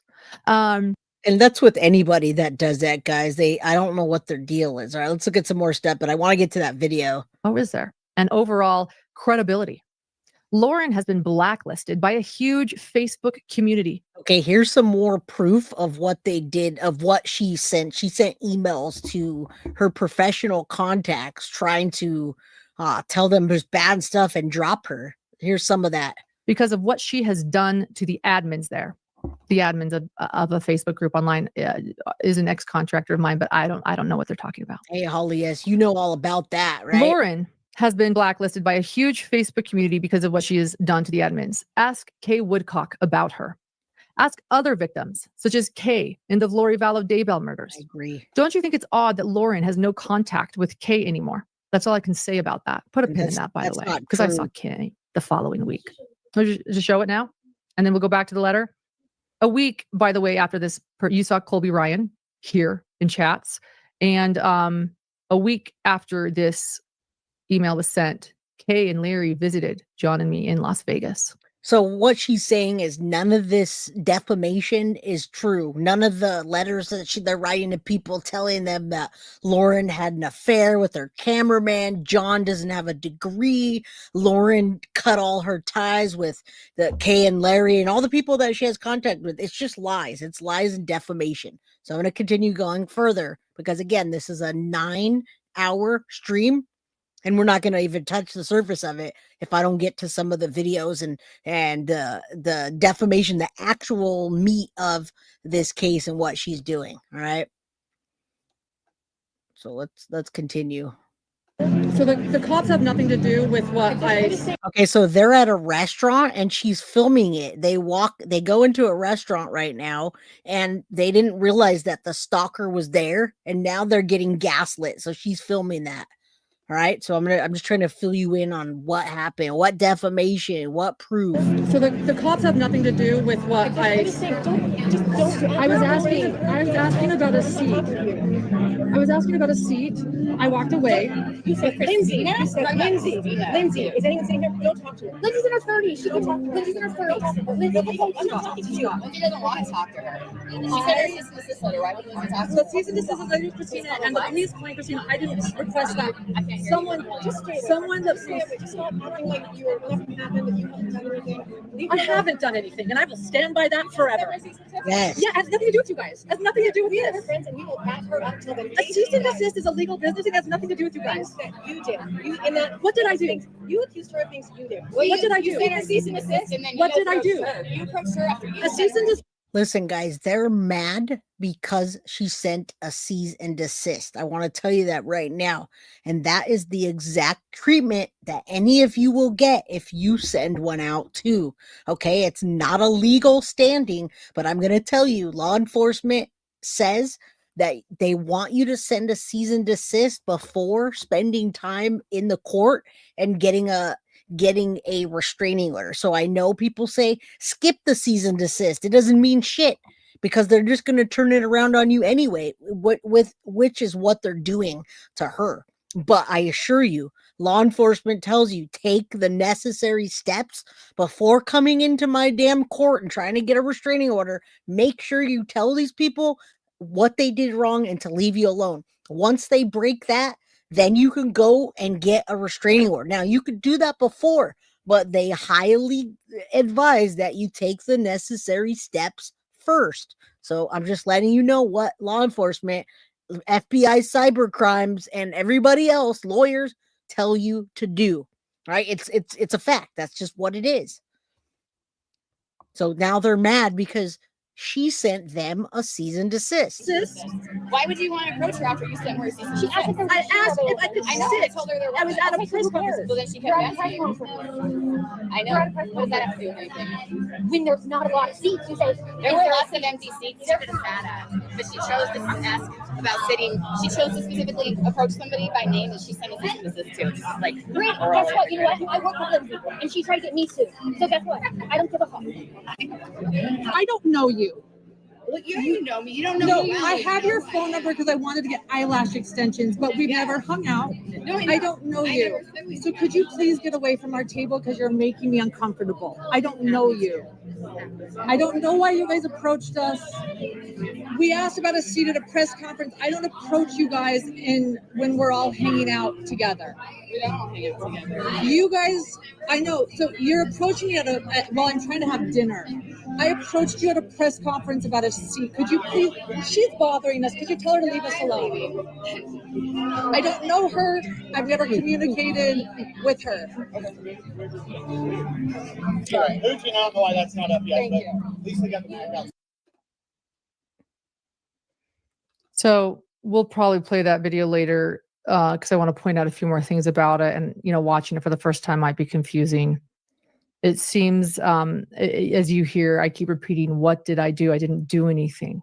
And they keep saying that I sent their friend A cease and desist. And I say, it had nothing to do with you. I don't. Yeah, that really pisses them off, guys. The moment you send a cease and desist, and in that cease and desist has legal terms, and the legal terms aren't very pretty. I'll tell you that, because stalking, bullying, and harassing isn't a pretty thing to do to somebody. All right, Kylie says, just a word of advice: when your beliefs start making you do crap like this, you might want to dial down a notch or reconsider some things.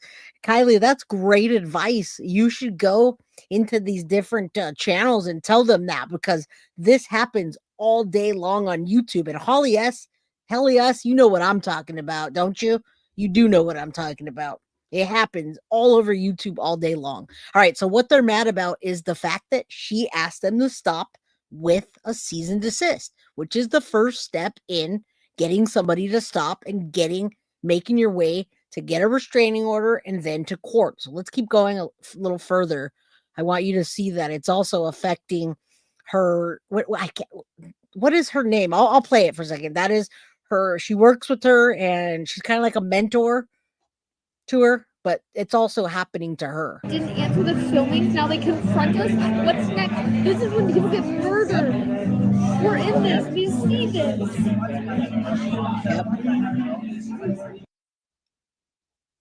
Yeah, she didn't know the stalker's friend. By the way, Grayson originally said, please, please, please do not ever show those videos. But because I showed the one at the beginning of this live, she decided to take one for the team and let me show that.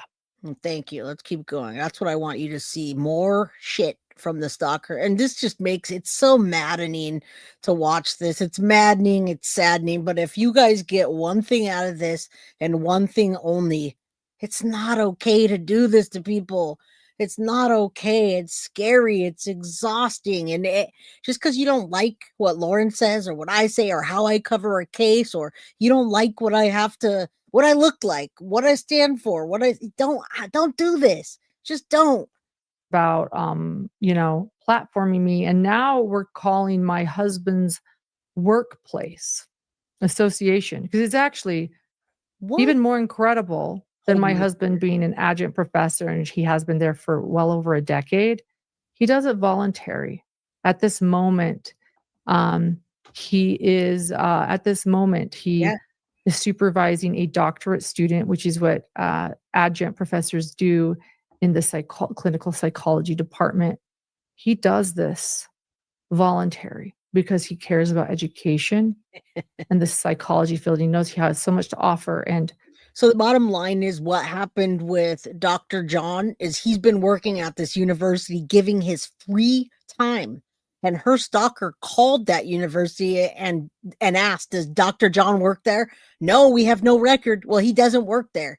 Dr. John gives his free time. He donates his time to help these people and mentor them. So I'm going to keep going towards that. Again, very, very, very similar to a lady calling my boss, leaving a message for my boss, and trying to get Jay Scott from Guilty of Crime fired because I'm streaming from work, which I am not streaming from work. And if I am, I'm allowed to.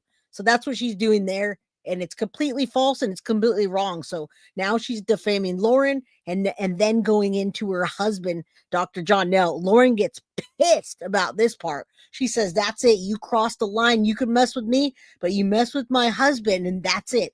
And that's where I drew the line. when Baby Guilty showed up in these freaking Reddit and TikTok and YouTube and on the streams, I about flipped a wig. And that's what happens here. She's like, I've had enough. All right, let's get, here's the stalker. TikTok. These are texts I'm not ashamed the of. fastest friendship crash you've ever seen. And I'm about to show you the fastest friendship crash you've ever seen. And I have the receipts because, contrary to what the Nevada Police Department would like you to think, it is not illegal to share screenshots. What's the Nevada law? I was just doing some searching because here's the thing. I'm a patrol officer. I'm not going to toot my horn and say I'm a best detective or anything, right? So I had to do my due diligence and do some searching as well. So I didn't copy everything because there's so many laws that we just don't know about. It started in the morning after I confronted her about all of her lies. Love, apologies, self-reflection. Barely an hour later, full-on love bombing. I'm their ride or die, the best person they know. And then that night, out of nowhere, boom, I'm accused of something I didn't do and threatened with legal action. Here's the deal. I didn't tell or talk to anybody about what we talked about it because I had a legitimate feeling that she was going to pull this crap. This was a control tactic, and now I know the signs, and you do too. It's stalking and harassing, guys. That's what this is about. So there you go, continuing showing what I've done. A fastest friendship crash ever, you guys.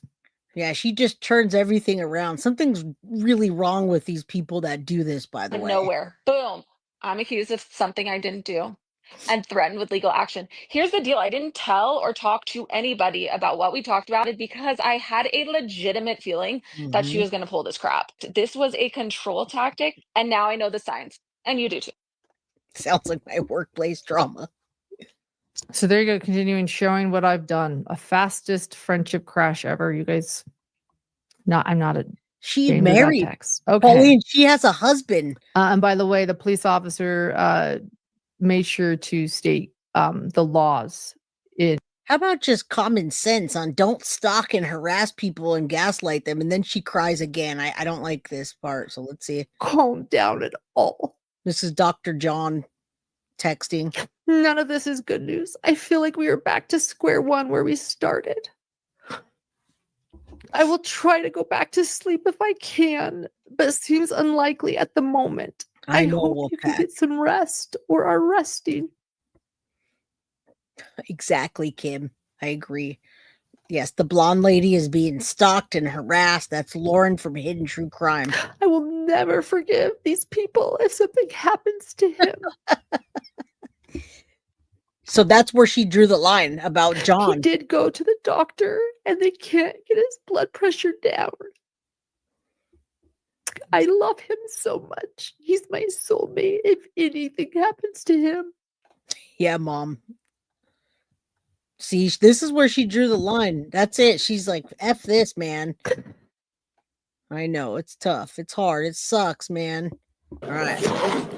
Oh, God. Okay, here it is, guys. Listen. This was this last year. CrimeCon 2025. Thank you guys for telling me. In Denver. Lauren was there. We're going to go to CrimeCon 2026. All right. We're not staying with anyone.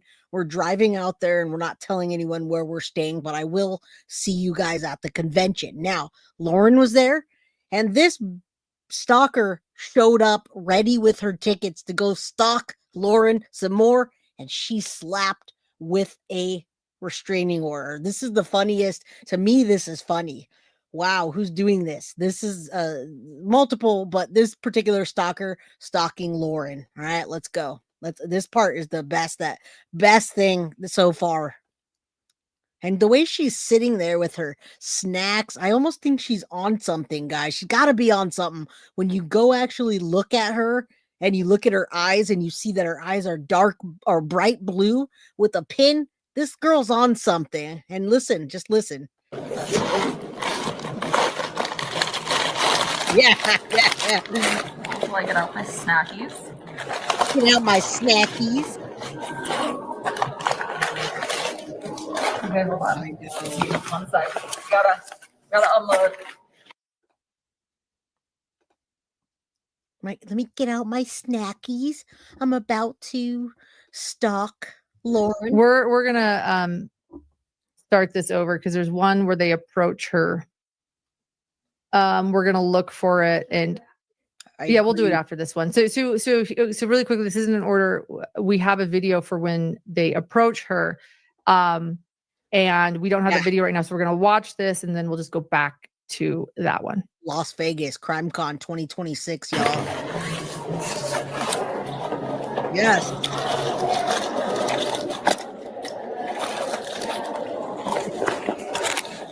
Maybe I did. Oh yeah. That too. There you go.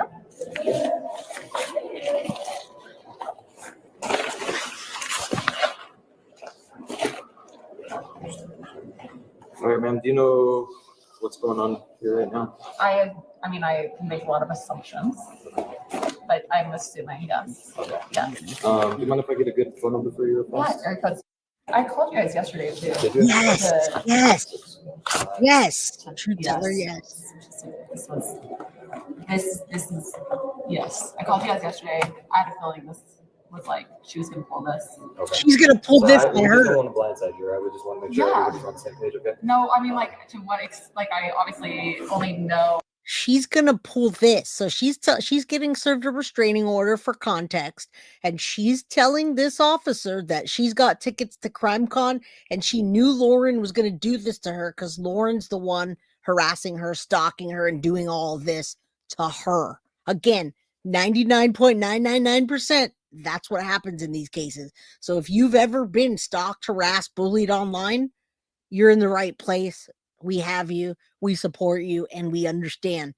Don't take it in your head. Don't feel like something's wrong with you, that you did something. Don't apologize. It's not you, but you do need to reach out and get help, whatever help that may be. If it's law enforcement, if it's one of your friends, if it's just somebody in chat, you need to tell us. We're here for you. Like what has happened like at my house. Okay. Like with that. But like I don't like in Utah or? Yeah, I live in Utah. Okay. Sorry, can I finish getting your phone? Sorry. Yeah, why would you want to be there then? Okay, Yes. perfect. I have yeah, I mean ask me but I don't know. You just tell me where to go. No, I mean so long story short, you're being served with a protective order. Okay. So you're not allowed to come within 500 feet of the respondent. You're not allowed to go to the convention. You can stay at the hotel, but you cannot go to the convention or 500 feet. Question. I've had these tickets booked since last June. If you violate it, the judge's order, we will arrest you and you Arrest have to go to jail. We don't have a choice about that. No, that's fine. I'm just asking questions. I know you're doing your job. 100%. I'm not crying because, it's just a lie. I paraphrase. Okay, so that's, I understand you're doing your job. Can I ask questions about it? Here's a copy of it for you. I already have the picture my husband sent me yesterday. We will leave you with a physical copy. Yeah, just because we have to give the physical copy to you, that way you have for your records. Okay. Give one to our record department as well. Yep. Can I fight this here? No. This is going to be a Utah. Oh, maybe she is on it. Yeah, so my question is, does like I've had these tickets since last June. She knew that. She never did. I ended my friendship with her in April. It's the last time I ever spoke to her. I initiated. She's messaged me. I have police reports of her harassing me. I'm going to literally be fighting this. That's not the issue. Is like I've had these since last June when I ended my friendship. She didn't have tickets here at all. She knew I was coming here. That's why she got a restraining order. Why am I getting punished when I've had these tickets? I'm sure they can look at. She knew she was coming here. Well, no shit, lady. That's why she got a restraining order, because she knew you were stalking her and that you were going to come. So now she's turning it around, but officers aren't buying it. All right. For much, you know what I mean? I'm sure they can look it up, but this is. And so I don't know if that's something you can take up with them as far as maybe a reimbursement or however you guys are trying to deal with that. Yeah. But that's going to be civil on that side, right? So No, we're for sure. just delivering the protection order, okay? Yeah, I'm just asking, like, do you like what can I do? Like, I'm here with my friends. No, sorry. Like I said, they're not kicking you out of the whole hotel, but you can't come to the crime con, right? So you can stay at the hotel. I know, but just as long as you stay away from. Like I have my friends who are about to go on stage and present, and I can't see that either. I'm sorry, but that's no, I know. Wait, so situation that we're in. I know it's. And this looks like after reading it, it's a no contact order. Oh, I've never contacted her. So, but there's other people listed in it that you are not allowed to contact. I never saw other people. It's in the second page. To anybody that like she knows, like never. Okay. But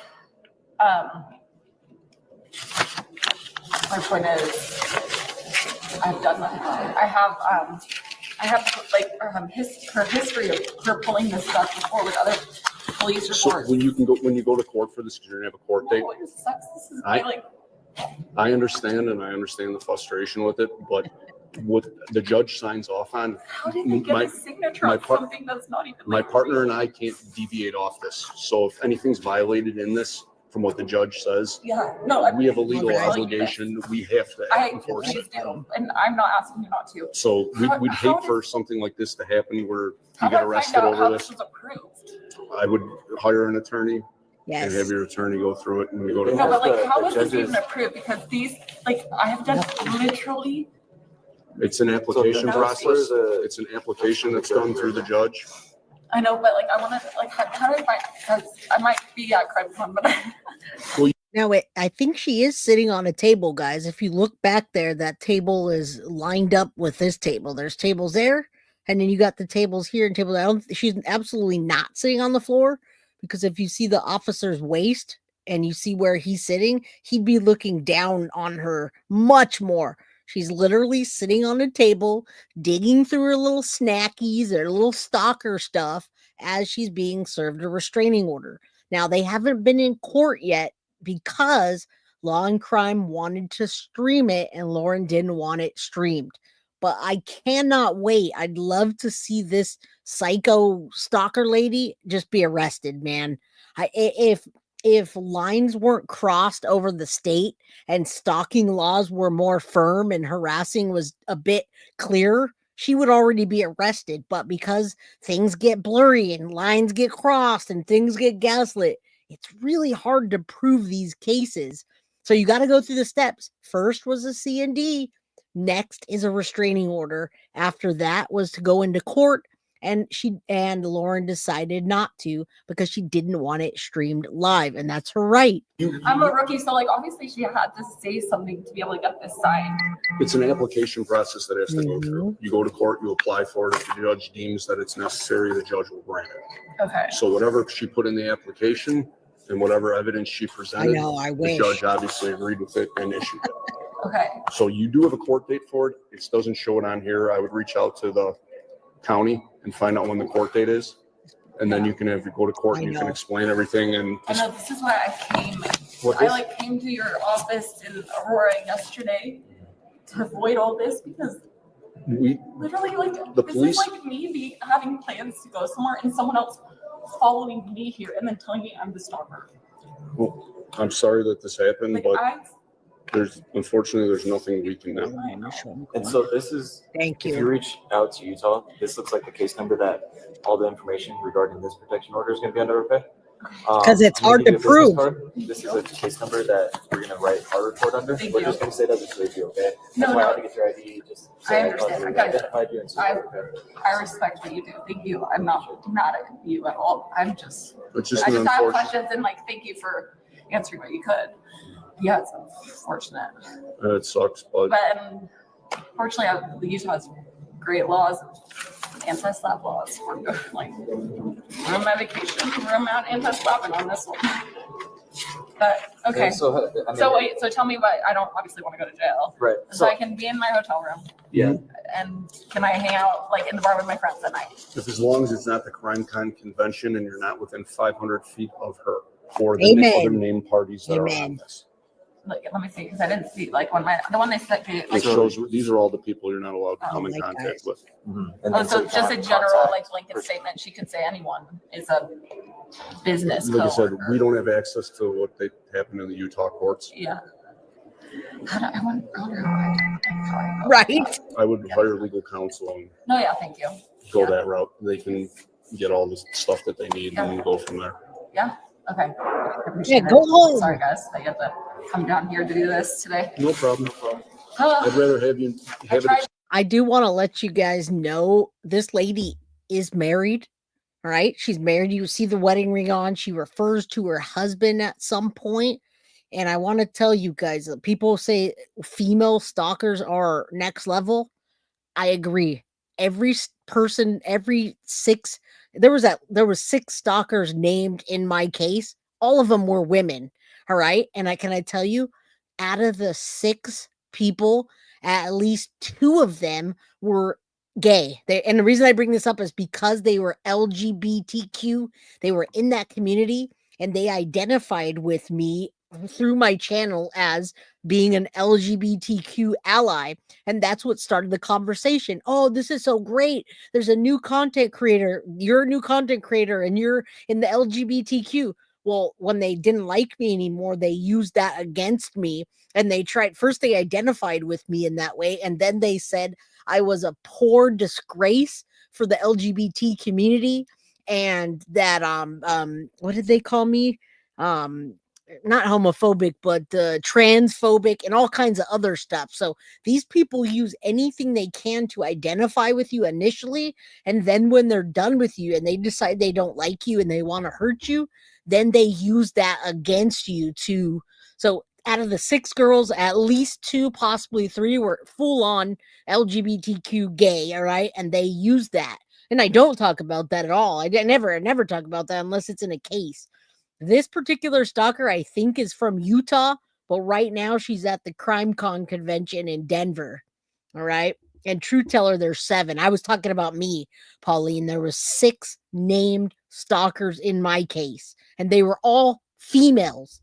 All of them. And not just females, but gay females that should know how hard it was to grow up in the 90s identifying as gay. I fought my whole life to stand up for myself, and they should know that. They should know how hard it is, and still females want to knock other females down in that community. I thought she was in Arizona. No, they're not in Arizona. They're at the CrimeCon convention. All right, let's keep going. I tried to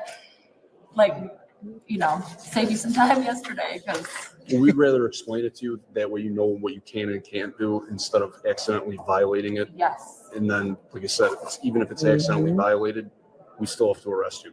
No, And totally. And by all means, I like to be here on vacation and no. enjoy what you can. Right? So. Yes. No, I respect what you do. That would be. I don't want to make you guys do that at all. And that's the last thing we want to do. Yeah. Any questions? How about you go home? Okay. I would just read through it, know what you can and can't do, and just use those as guidelines and don't violate it. Because it's no contact, Twitter, Instagram, Reddit. I've never even contacted It's all listed in there. I know. I've never, literally not one time ever since ending my friendship with her have I contacted her. That's a lie. Other than a response to a message she sent me. If she reaches out to you by any means, then just try to form some type of documentation where hey, I'm not allowed to contact you, don't contact me. No, I'm not even going to talk to her back. Don't even reply. I don't even. What I would do is if you start getting messages from her texting you, stuff like that, report it, get a report number, document it so whatever messages are sent or phone calls can be uploaded into digital evidence. That way there's a record of it that she reached out to you, you're not reaching out to her or any of the other people that are in there. Oh. Because it's no contact on your end. No, I'm. So even if you replied. I don't even, nothing. I'm not even, no. Yeah, because even if you reply to her saying, I gave you a temporary protection order and you say, yeah, I know, you just violated it because you responded to her. That's so true. Okay. That's so you don't want to. I'm not planning on that. I'm just telling you so you know. I'm so glad you do. Keep telling me all the things I need to know. I don't want to accidentally. Oh, leave. Heck no. It's just the CrimeCon from the 5th through the 7th. How come and 500 feet within her, and the internet stuff and phone calls is what I saw in there. All right. But I'd read over it. I just to make sure that you're good with it. Yes. Yeah.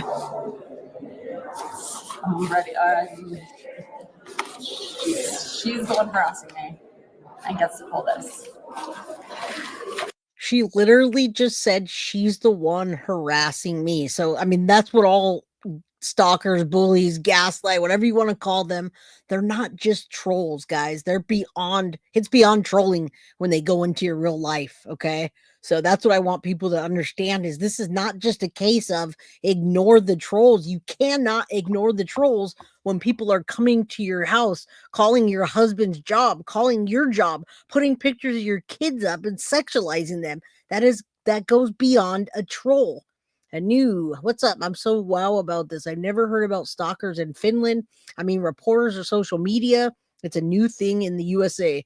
It's not a new thing, but the laws are changing and it seems new only because the laws just don't have it all together when you start changing state lines and crossing state lines. Yeah, I've kept like a binder of all of her, even the Utah law around that, just because I was a little worried. Like my husband said that someone came to the house yesterday, and I was like, well, looked up Utah law to make sure I wasn't breaking any laws by being here, and that's why.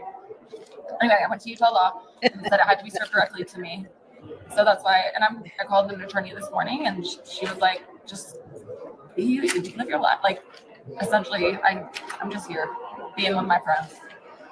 It's just unfortunate, but sorry. It's okay. Do you have any other questions? No. I don't think she saw her there. I didn't get to all 9 hours, and Fisher Blue, and then Angel. This isn't happening to me right now, but I'm identifying and standing with Hidden True Crime Lauren because this has happened to me. And most recently it's happened to me and I kept it quiet. Some of you guys knew about it. The ones that sent me to this video knew about it, but I didn't tell my normal crime crew because I kept it quiet and I worked behind the scenes to get the stuff done. So I just want you to know it happens. It happens more than you think. And when it goes to real life, it's much different than just people fixating on a public figure and people say, oh, then stop streaming or stop posting no, it's not our fault. It's those people. And laws need to change, period. Until something bad happens, then that's when laws change, and we don't want it to get that far. Okay, no, I think you answered them. Okay. Do you guys have a phone number I can call if I do think of any? My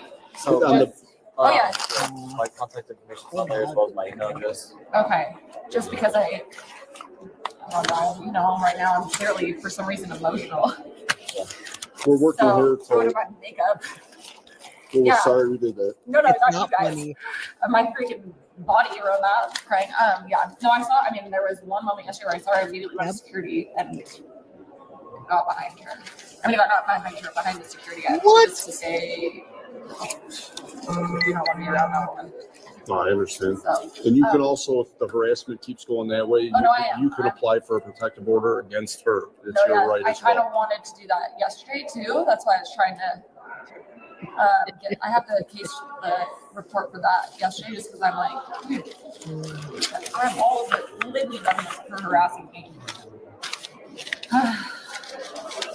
Dumb. Not dumb on you, dumb that someone else uses the police as a weaponizing. Yes. And I'm just talking loud. Anyway, okay.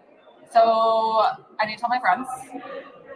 And hey, Dr. Latina, good to see you. I don't want to be it's kind of embarrassing to be escorted. Yeah, you can go. You could have went 30 minutes ago instead of pretending like you're the one. This bitch has 2 cell phones right here, and who knows what else she's carrying in her little bag of tricks with her snacks. What is she doing with 2 cell phones, possibly 3?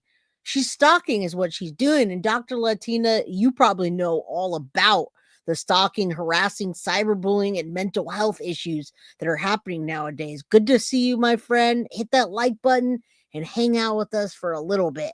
Why does she talk like that? I don't know. I do not know, but let's keep going. Shout out to Dr. Latina. What's up?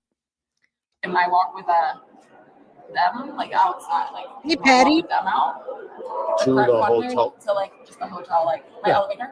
We'll go talk to him. I have no issue with that. Yeah, Right. That way you're not being escorted by us. That's fine. She'll take pictures of that. Okay. Well, we'll ask Mr. Luis if he'll do it. Give my Would you be snap. willing to escort her back to the elevator so she can go to the hotel room? I'm sorry, I didn't catch. Oh, would you guys be willing to escort her back to the elevator so she can go to the hotel room so she's not being escorted by the police? That's her only request. Of course. He'll escort you to the room, to the elevator.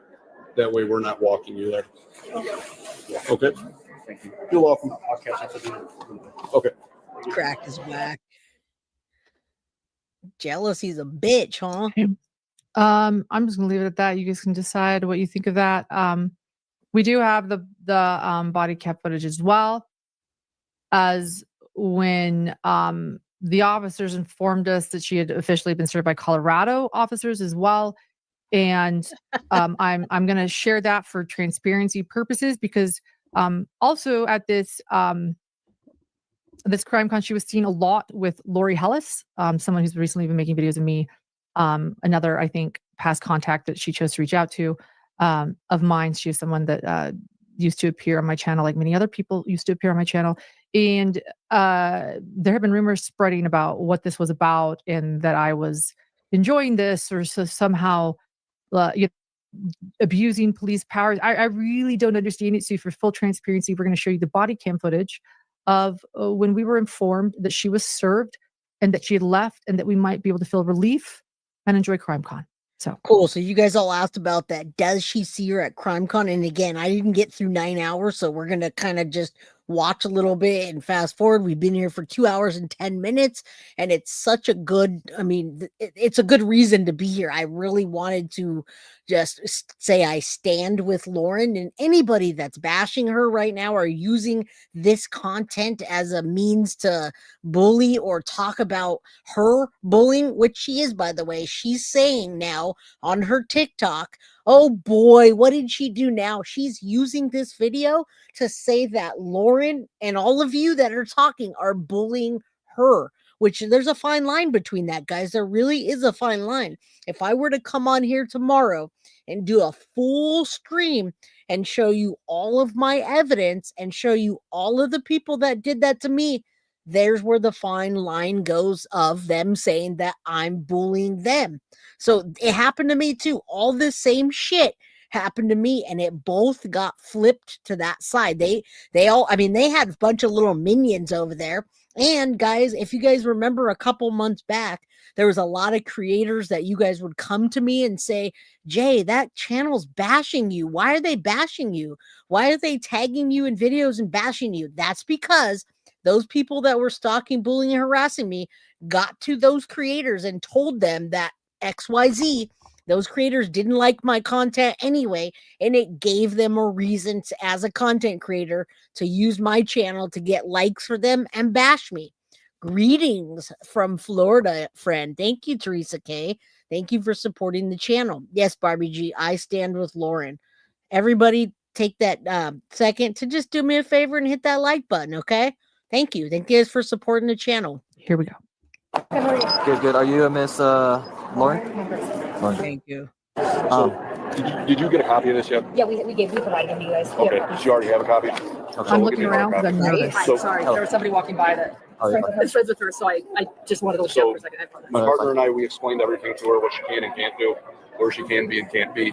And we thoroughly explained if she does violate it, she will be arrested. So, And she understands. yeah, we gave her, it's official, we served her, gave her a copy. I already have the NCIC hit. We just got to call our records and say we served her with a copy of it.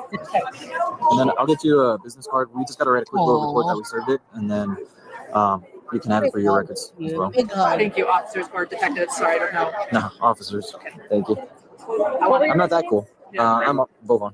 Bovon? Yes, And ma'am. Raymer? Thank you guys. You're welcome.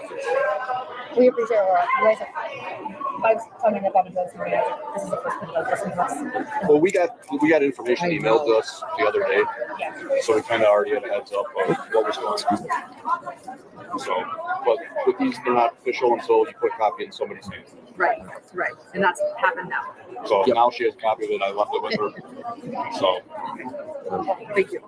And real fast, you mind if I just get your? Do you have like an ID? If I can take a picture real fast, just, like I said, just so I can put it in the report. Absolutely, That I understand. Yeah. And we all, and it's a no. It seems like it's a no contact order, so there's not allowed. Oh, she's crying. She's crying. See, this stuff breaks my heart, guys, and I don't get emotional, but it's making me emotional. Watch her crying like that. I tried not to do that yesterday. I was trying to like make dinner and do my chores, but this is making me emotional. Watch her. I just don't. I know sometimes people watch my channel. You guys watch my channel. There's people out there that are watching me right now that are not commenting in chat. And you guys will see a video or like a clip of me where I'm taken out of context, where you hear me just like yelling at the screen or saying something but passionate how I feel. And I know some of you don't like me. You watch me and you don't like me, and I see it. But this is just, how could anybody take pleasure in doing this to anybody else? Oh, it's making me emotional. I need to play it real quick. I don't get emotional either. That's tough. No, you're fine. We appreciate it. I have this and a driver's license. Do you have a preference? Whatever's easier. Probably the driver's license. Yeah, perfect. Thank you. Okay. Oh, and there's Lieutenant. Go drop Lieutenant. Perfect. I'll get these back to them. And then, real fast, if I can just get your phone number. Yeah. Or the phone number I called works. The phone number, pardon? The phone number I just called, does that one work for you? That one works. That's my producer, Grayson Yor, who's on there. I'm the, what do you call it, the person that his name is official. So they have your phone number. Do you want to give them mine too? Probably Lauren Matthias. Okay. And it's.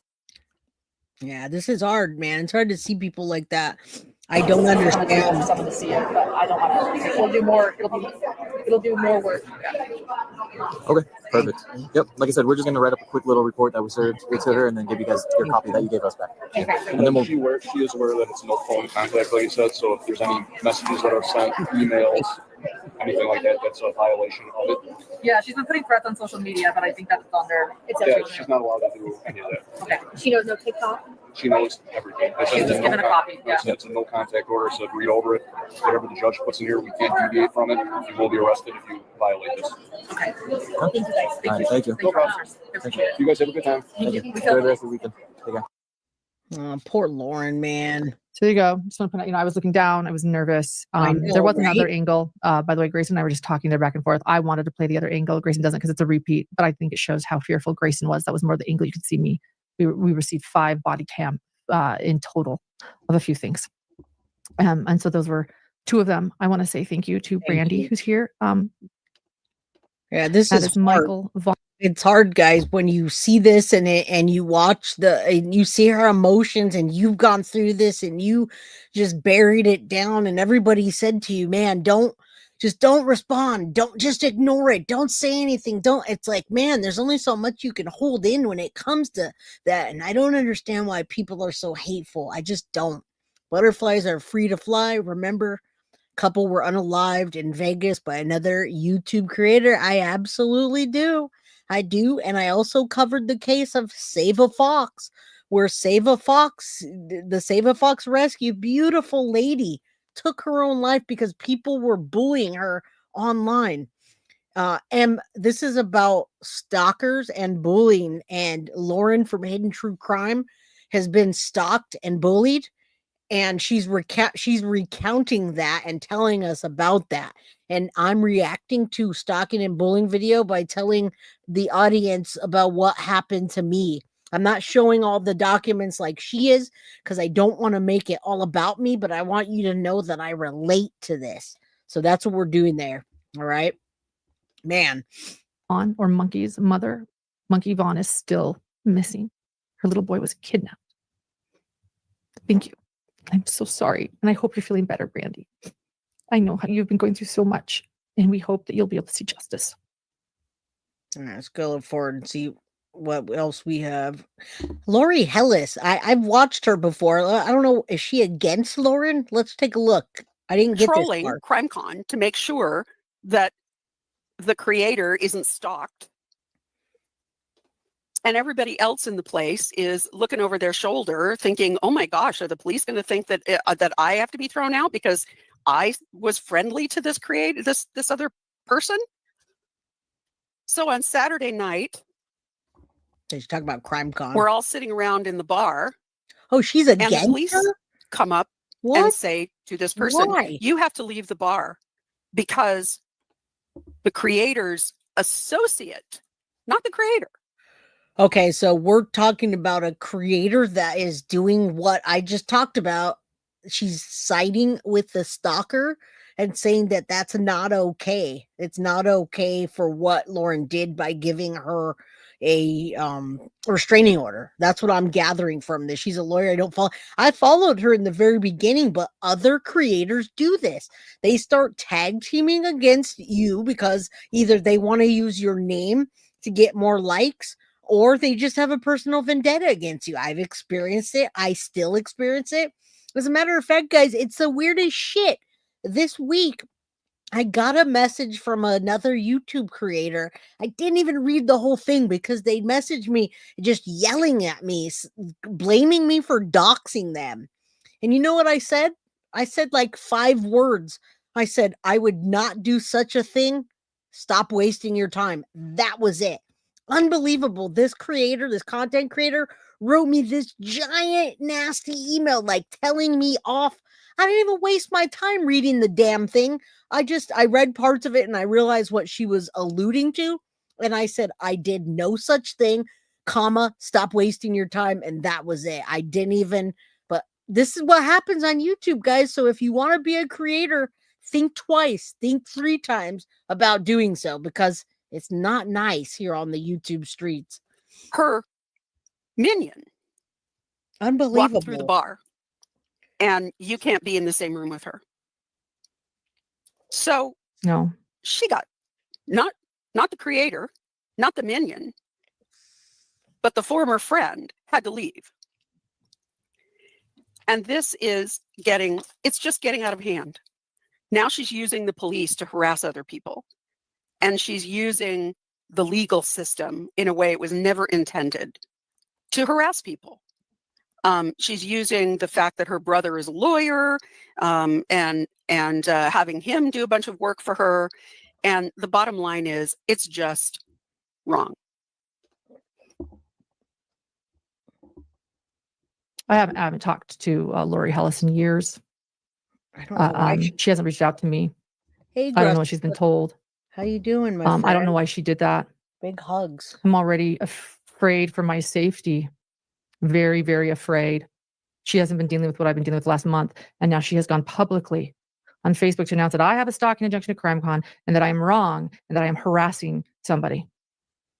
Like, I can't win. Like, I am trying to solve this the right way. I am trying to do the right thing. And no one will let me. That's why we're all here tonight. That's where you gotta stop. And although the video that Lori Hellis, see, that's where you do have to stop, and that's where I stop, and I don't respond to these creators. You heard me. I just told you what I said.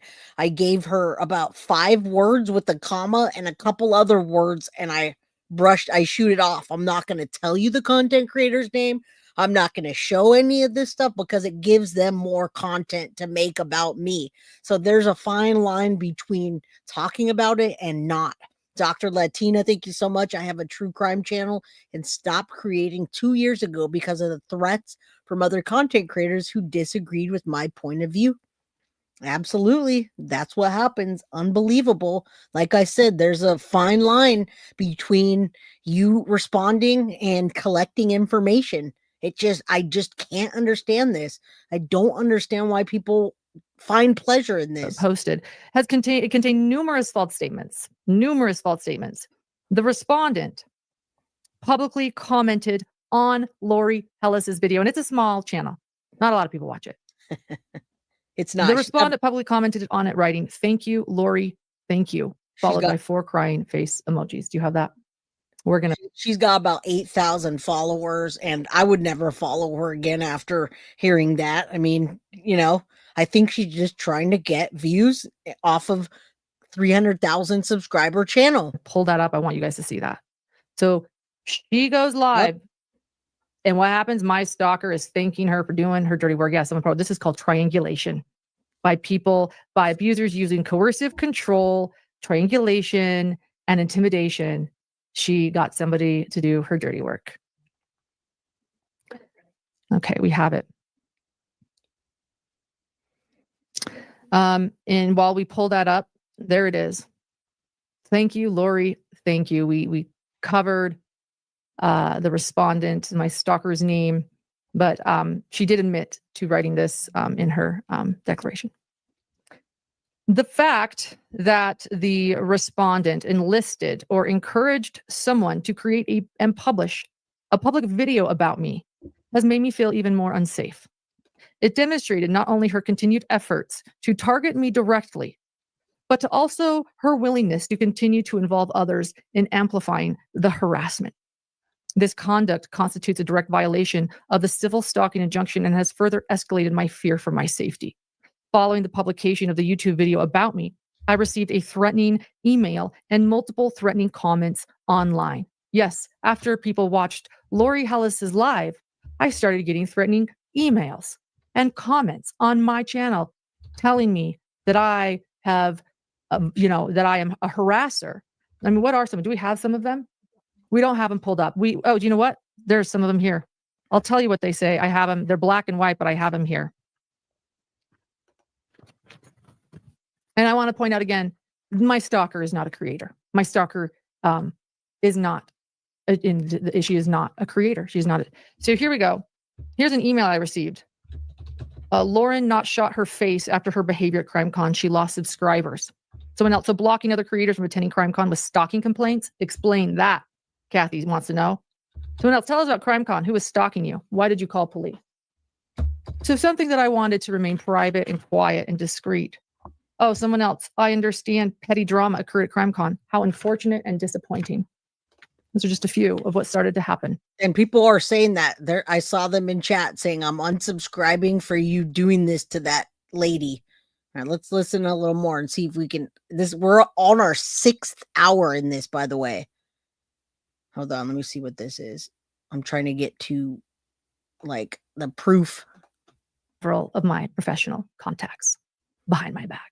The only thing I can tell you is there's so but many. They don't know anything. They're not getting their hands dirty. Okay, hold on. I missed that. Hold on. Them once, they didn't answer, and I texted them once asking to talk, and they didn't respond. Nobody's reaching out to me. Nobody's coming to me to find out what is being said or what's happening. And so, in the panic and confusion, Grayson decides to call this creator that won't talk to me, that I've learned has been calling some of my professional contacts, but yet won't talk. And again, guys, if you're a creator and you're watching this, it's better not to respond to them because they will make content out of your message. So just know that. I would not reach out with these people that are doing that and tagging me.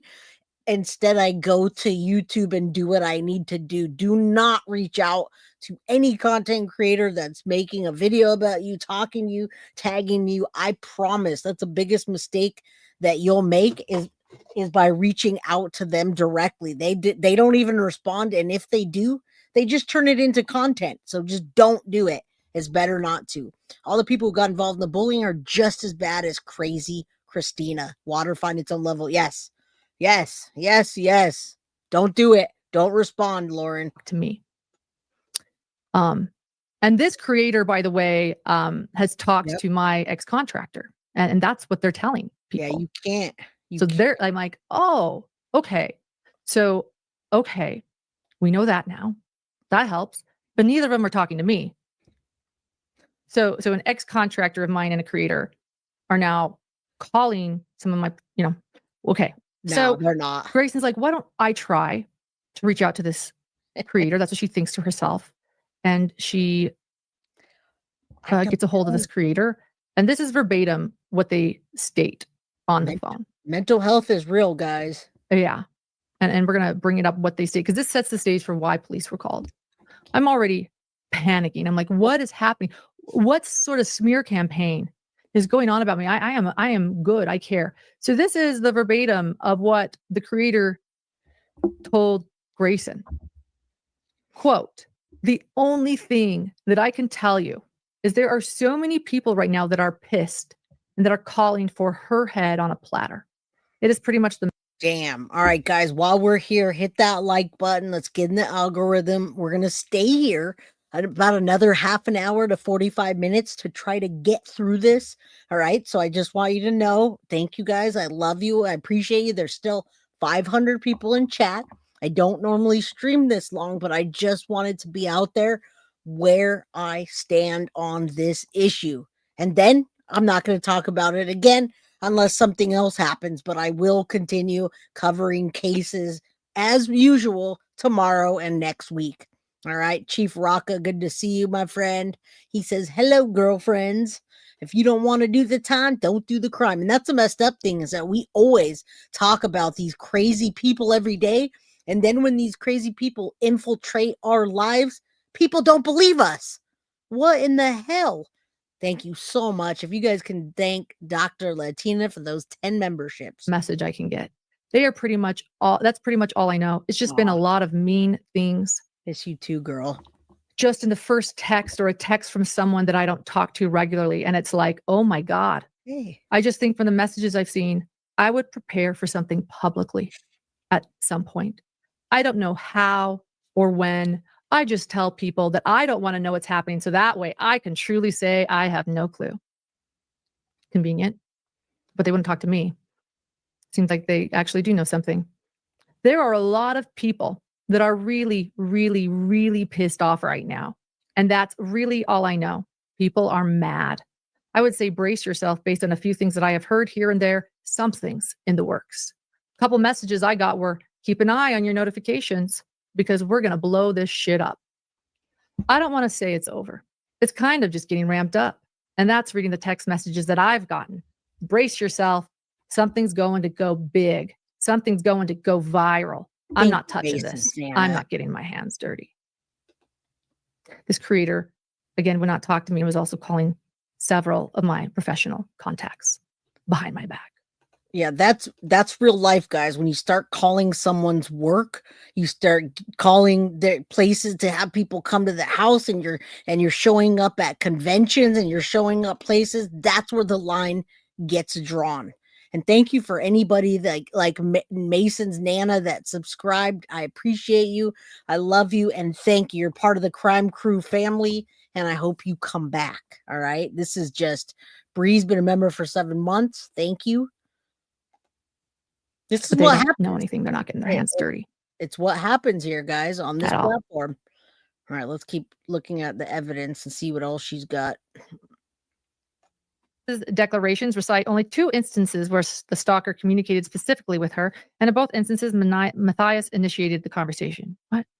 First is at the Maricopa County Courthouse. So now they're blaming it on Lauren right now. Somebody's blaming Lauren for doing what this stalker and these stalkers did to her. Matthias approached and greeted stalker. Okay, hold up. Hey, spinster, what's up? You have it? Matthias, they say, initiated the conversation. First, at the Maricopa County Courthouse, Matthias approached and greeted stalker, which is interesting. Actually, I was just walking towards the elevators and she was there. But I kind of want to see what she says about it, because she explains the incident on TikTok. The stalker does. She does not say that I approached her. We'll keep going while we find that TikTok. But okay. Yeah, you'll find it. I wish I could show you guys the TikToks because it's right out. All I did was literally Google Lauren hidden true crime drama, and the first thing that came up was this Christina chick. So Matthias allegedly approached and greeted the stalker. And so I initiated contact, I guess. And by the time of this text, this time, and then I again initiated contact, this time by text, to make accusations and demands. It's true, when I told her to stop defaming me, and if she thinks that I'm plagiarizing, to report me, because that's important to do. But the stalker allegedly reluctantly participated in the exchange, which is odd, because actually when I blocked her, she then continued in my email. So while I tried to stop it. Now listen, if YouTube blocked all the stalkers, we'd have hundreds of channels less. You guys know, a lot of you guys, I see you in the YouTube streets every single day. And I know you know what I'm talking about when I say that many of the channels are doing just this. And it's justified. It's justified. I don't know if it's because they're making a ton of money for themselves, which in turn makes YouTube money. But while we're here talking about missing and children that are dying in a brutal way, they're over there creating content out of her and shaming her, doxing her, and other people, right? Other channels. All this because she said she found her annoying. That's not really why, but that's the only thing that can be correlated to that. Your Jay made me back off from a full creator. Just couldn't. Yeah, you see it. I mean, I didn't do it on purpose. We're not doing it on purpose here. Arthur could have not known that the communications were unwanted because Matthias initiated them. I literally blocked her, and she wrote in her email to me calling a hypocrite and a liar that I clearly blocked her because I was a coward, not because I was initiating contact. Let's go on. Indeed, sorry about that. The stalker made no attempt to communicate specifically with Matthias directly, even though she sent me an email after I requested her not contact me again. Directly or indirectly, after the April text, when Matthias stated she did not wish to be contacted. What I meant, and you're right, Dominique, what I meant to say, and again, I'm passionate and I'm heated. What I meant to say is that's what the stalker said it was. The stalker said because she called her annoying that all of this started. But really, if you start looking into that person and their mental health issues, they also claim that they have had mental health issues. That's really what started it, not that. Now there's 444 in chat. Say a prayer for Lauren, a huge prayer. She's kind of at the beginning of this. She's months in, where I was over a year into this. This literally happened to me for over a year, and it started with the Madeline Soto case, and it still continues. You guys see how pissed people get about me talking to the Sterns. If you were on Turtle Island, you saw me getting fucking blasted on Turtle Island, calling me a pedo lover and all kinds of stuff, right? They could dish it out, but they sure can't take it, can they? And that's what we're seeing here. All right, that's what we're seeing here. They can dish it out, but they can't take it. Actually, she actually then went to my email to continue harassing me. Okay, you have it. So she's saying that I reached that when she recorded the me. fastest friendship crash you've ever seen, and I have the receipts because contrary to what the Nevada Police Department. Yeah, we'll skip that. Yeah, blah, blah, blah. All right, listen up. About all of her lies. It started in the morning after I confronted her about all of her lies. Yes, okay, it started in the morning after I confronted her. Okay, I'm glad we cleared that up. Let's keep going. After I confronted her. So statements and conducts by Janice and Lori. The Matthias declarations spent considerable time detailing statements and conduct by Lindsay, Janice, and Lori. They refute Matthias and Grayson's allegations in their declarations, but even if the allegations are true, they are not. What is noticeably absent is any proof that stalker engaged in or influenced any of these events.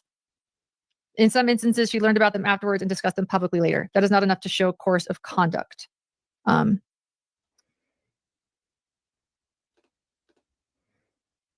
don't know what happened to the volume. Did she mute it? Yeah. Just real quick, guys. Someone says something about them being in their 30s. And hello, Kim Hallman. Just sub. Thank you for bringing Lauren's situation to light.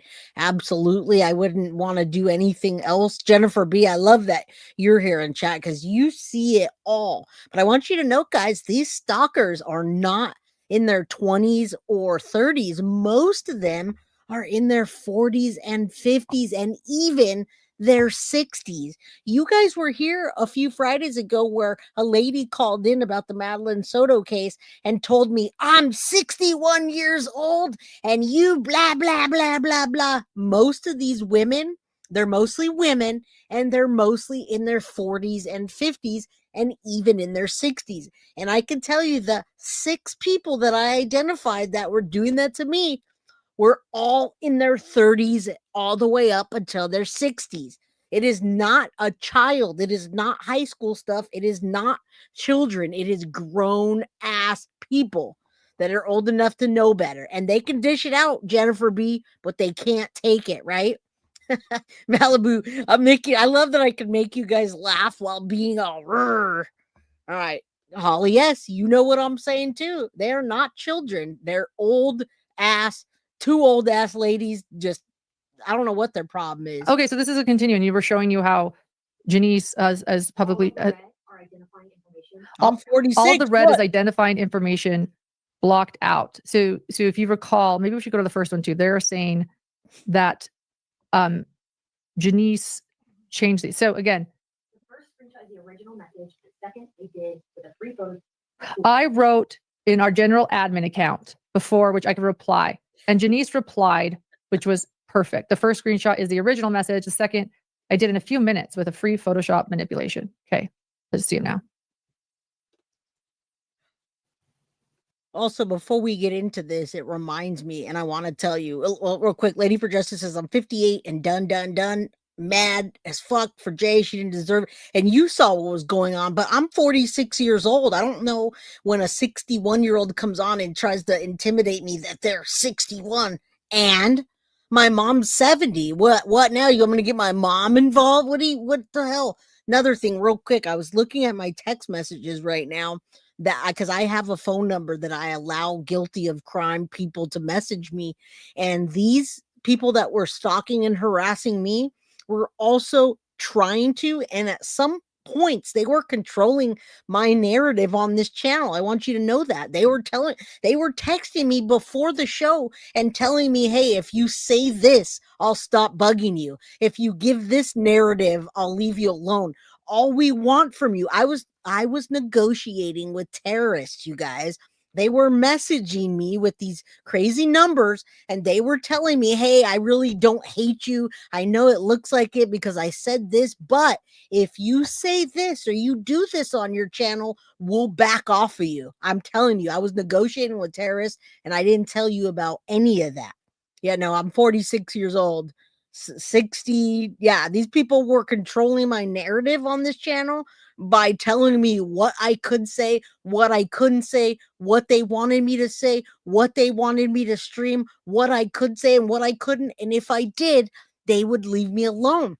But the problem was is that all 6 of these stalkers didn't agree with each other. So 2 of them would be in my text messages telling me what they want me to say and do, while the other 4 were like, fuck her. I don't care what she says. I'm still going to put her on blast. So negotiating with terrorists while the other ones were over there blasting me. That's what I was doing, was negotiating with terrorists. What's up, Lucky? All right, let's keep going because we're almost getting to 3 hours. Oh, look at that. Huh. So what a beautiful day. I think I'll go for a longer bike ride. You totally should. The next one. What a beautiful day. Yes. I'm kind of thinking about robbing a bank today. Thoughts? You totally should. Oh, look. You can manipulate. Janice and her friend are letting us know that you can do this for reasons of intimidation. I don't know why anyone would, but it's interesting. I don't know what's going on. All right. Okay, so let's keep going. In some instances, she learned about these things, the stalker afterwards and discussed them publicly. There's not enough to show course of conduct. The stalking statute is clear that an act or statement does not meet the definition of course of conduct. Online posts and public comments, the stalking statute is clear that the act or statement does not meet the definition of course of conduct unless it is directed at a specific individual. Matthias asked the court to parse the contents of the stalker's online posts and infer that the stalker intended Matthias to see them. Such an exercise is impermissible under the stalking statute and problematic under First Amendment. And even if it were appropriate to extrapolate stalker's intent from the content of her post, the post that Matthias references show that it is not attempting to address specifically Matthias, her family, or Grayson directly or indirectly. The posts are clearly public commentary directed at the public generally. Matthias fails to prove course of conduct as the first requires element for the requested injunction. Number 2, Matthias cannot show that a reasonable person in her circumstances would experience fear or emotional distress. Oh, that's number 2. I cannot show that. Matthias must also show that the stalker knew or was reckless as to whether the course of conduct would cause a reasonable person to fear for the individual's own safety or to the safety of a third individual or to suffer other emotional distress. The second element of the stalking inquiry imposes an objective standard under which the subjective effect of the respondent's conduct on the petition is irrelevant. Courts must avoid succumbing to a purely subjective analysis, which is inconsistent with the objective standard's intent to protect against criminalizing conduct that only an unreasonable, sensitive, or paranoid petitioner would find harassing. Courts applying King's individualized objective standard have considered such factors as the petitioner's background, the petitioner's knowledge of, and the relationship with the respondent and history of abuse between the parties, and the cumulative effect of the respondent's repetitive conduct. The foregoing factors enumerated in Baird and later in Ragsdale are not an exhaustive list, and courts may examine other relevant factors. Here, Matthias cannot show the stalker knew or acted recklessly in such a way that a reasonable person in Matthias's circumstances would experience fear or emotional distress.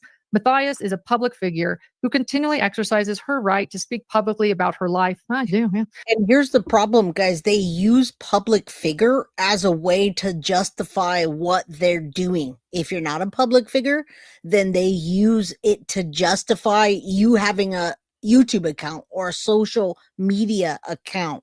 Okay, so another thing that they tend to use for you guys is or for me or anybody is they say we have the freedom of speech.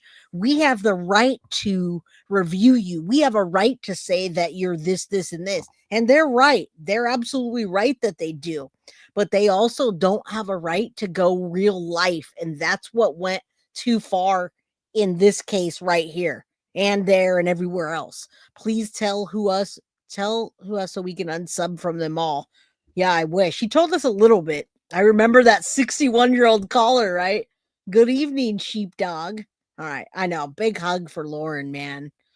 Her friends and a variety of other topics. Knowing this stalker had no reason to expect that Matthias would attempt to quash the stalker's speech, much less through 2 false police reports and this proceeding. Again, yes, there's a declaring false police reports. That's a lie. Further, the Baird factors all weigh strongly against the finding that a reasonable person under these circumstances would experience fear or emotional distress. As discussed above, Matthias's background as a public figure, an ex-reporter, and social commentator certainly subjects her to public scrutiny. It simply is not reasonable that Matthias would expect to continually engage in public discussion, including negative statements about individuals, without encountering speech she disagrees with and doesn't like. Actually, I do not engage in public discussions with negative statements about individuals. That's bullying. I do discuss crime. I try to discuss it sensitively. Yep, me too. And people public discussion that's negative about bullies, I've not done so. No. And yes, I would encounter speech that disagrees with what I do if I do that.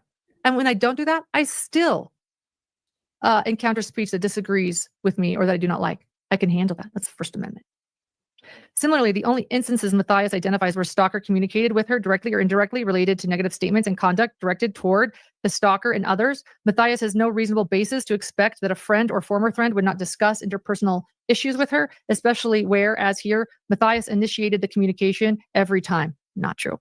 Matthias attempted to turn her falling out with the stalker into an injunction with real implications for the stalker's civil rights. That is not the purpose of the stalking statute. The cumulative effect of the stalker's alleged conduct also does not. Let me just clear this up because I watch Long Crime a lot and I stream it. Long Crime, what Long Crime did. Now, I don't know enough to be like, that's it, I'm quitting Long Crime. What I do know is that Long Crime was going to stream her stalking case live while she was in court with her stalker, and Lauren didn't like that. Now, that's her right to not like streaming live her own true crime. However, we do that all day, including her, including me, including all the true crime content creators. We stream other people's pain.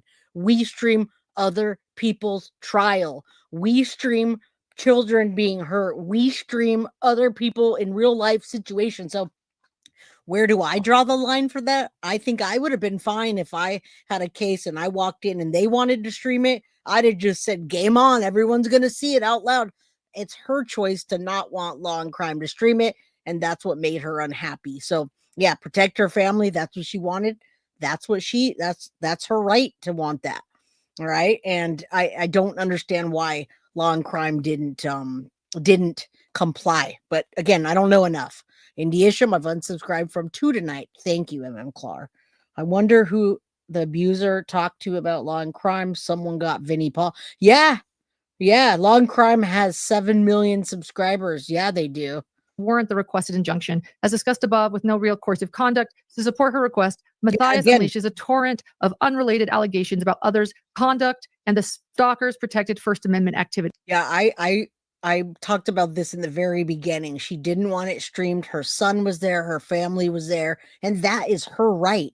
So yeah, whoever wants to, a lot of people are pissed at Law and Crime. Whoever wants to be pissed at Law and Crime, that is your right to be. Look at all her junk. Oh, the lady. Yeah. Oh. All of that does not count under the stalking statute, Baird, and other cases. The degree of culpability required prevents the court from counting events that the stalker learned about only later. For example, Matthias had no good faith basis to claim that the stalker intended or acted recklessly with respect to incidents in Boise when the stalker was in Europe and learned only after the fact.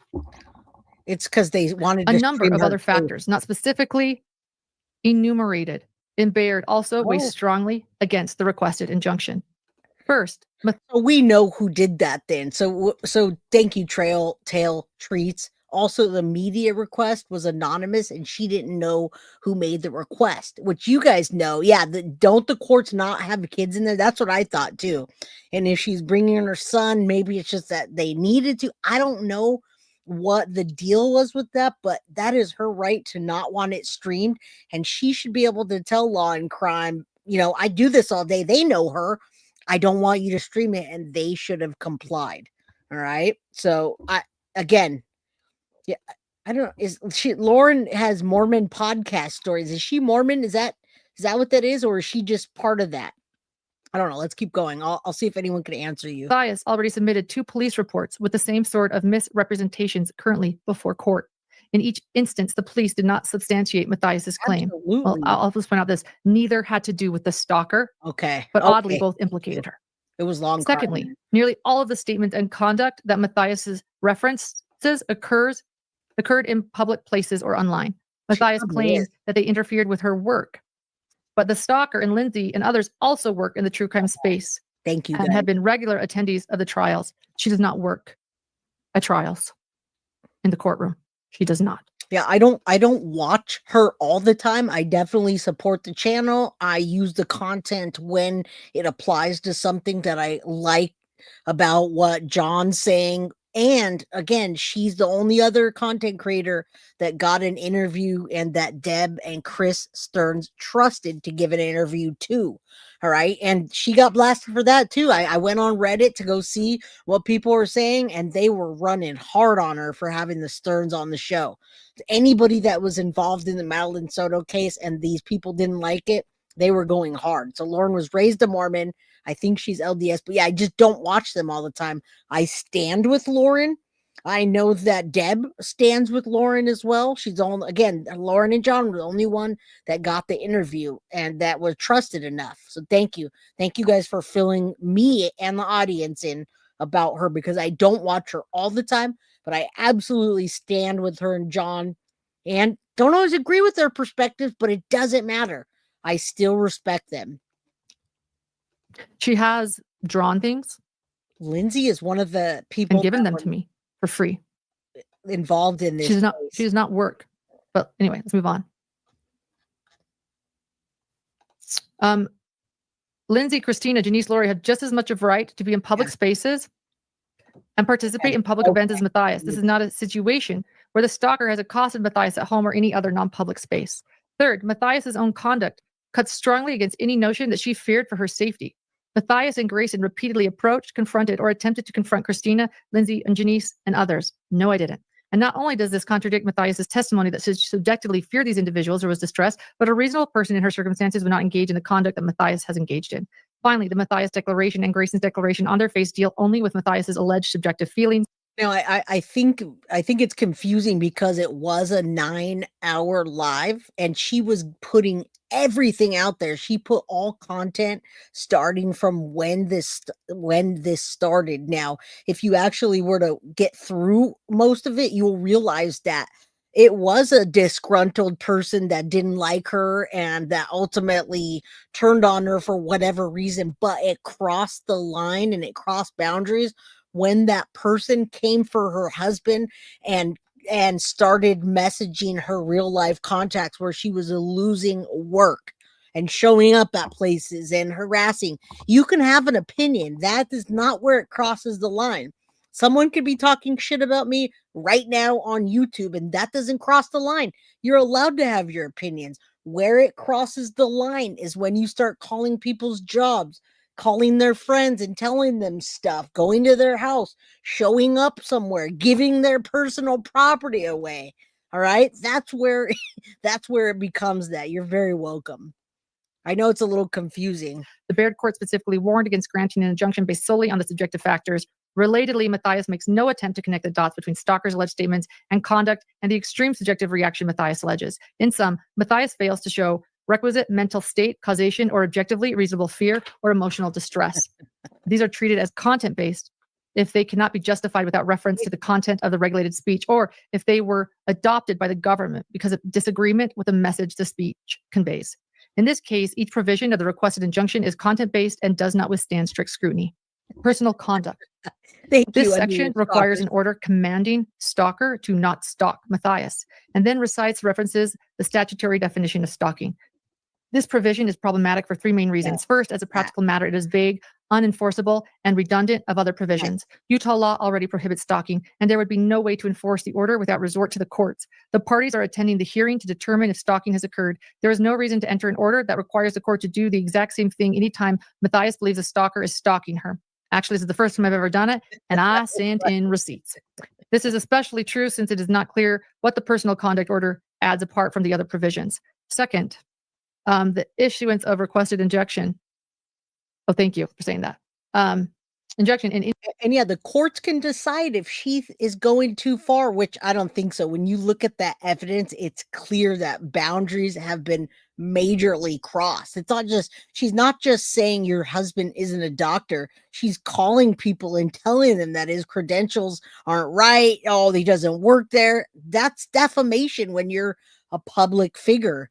I mean, it could be defamation with anything, but that girl's crossed the line. Let's keep going. I want to see some of this stuff. No, this is when she said she was really scared. So look at, she was out somewhere eating dinner with her friends. And this chick, you guys call Christina, I think this is her. She's back there taking pictures of them. How would you like that? Going harassment, bullying, and stalking has had on Lauren. Yep. She has been deeply stressed, depressed, and worried about her safety, her family's safety, her reputation, and her business that she has worked so hard to build. End quote. Susan Hendricks, former CNN anchor, quote, both Lauren and myself are trained and seasoned journalists. When being trained as a journalist, you are trained to be non-emotional, to have thick skin, and to push through things. It is extremely clear to me from conversations I have had with Lauren that she has tried to remain that way, but at this point, she no longer can. End quote. Communication about an individual under Utah law. Under Utah Code 76.5.106.5.1 explicitly covers communications to or about an individual. The evidence overwhelmingly demonstrates communications about petitioner. Direct admissions by respondent, July 24th, quote, let me tell you, if she would have met the ex-friend of mine who I made this account to expose, she admits to making this account to expose me. August 8th. Can we talk about her own words and actions, though? August 29th. So now she's going back on Lauren and saying she's the one that's doing this. Again, it crosses the line when you start reaching out to people, calling CPS, calling the IRS, calling your boss, signing people up to give things away, sending the health department, and doxing your family and putting your children up. That's where it crosses the line. All right. You know what law enforcement told me? They said, are they at your door? I said, no. I said, well, what happens if they show up to my door? Oh, call 911. Well, what happens if they try to come in? You know how long it takes for 911 to get there if you got people showing up at your door? It's crazy. It's crazy where the line gets drawn. Do you think that the line is drawn when they're eating dinner and this stalker is taking pictures of them? Was that a line that's being crossed? I'm confused about that. Yeah, sure. I'm talking about this toxic person I knew for a year. Search engine optimization to target petitioner. Some of the respondents' videos posted to TikTok are also tagged with my name. Well, Mab, you're on the YouTube streets, my friend. You know all about this. Lauren from Hidden True Crime is being stalked and bullied, and she's going through all of it and sharing it with us. So what's up, Mab? Good to see you. You guys, all I have to say to you is Turtle Island, and you'll know what I'm talking about. All right. It is a public place. You're absolutely right. But it's just like saying it's a public place and she's a public figure. So you're allowed to butt in and I mean, she has a restraining order. So is she allowed to be that close to her taking pictures with the restraining order? Oh, that's the pic from CrimeCon when she was already served a restraining order. Hey, I'm going to be at Turtle Island. Is going to be interesting to see what happens next week. Everybody got their feelings hurt, and I wonder how many people are actually going to leave. Mab, you were there when my ass got handed to me on Turtle Island, and I walked away with my head up. I don't know. People can dish it, but they can't take it. It's a bar at CrimeCon. Much love, Kel. Good to see you. My husband's name and my business name.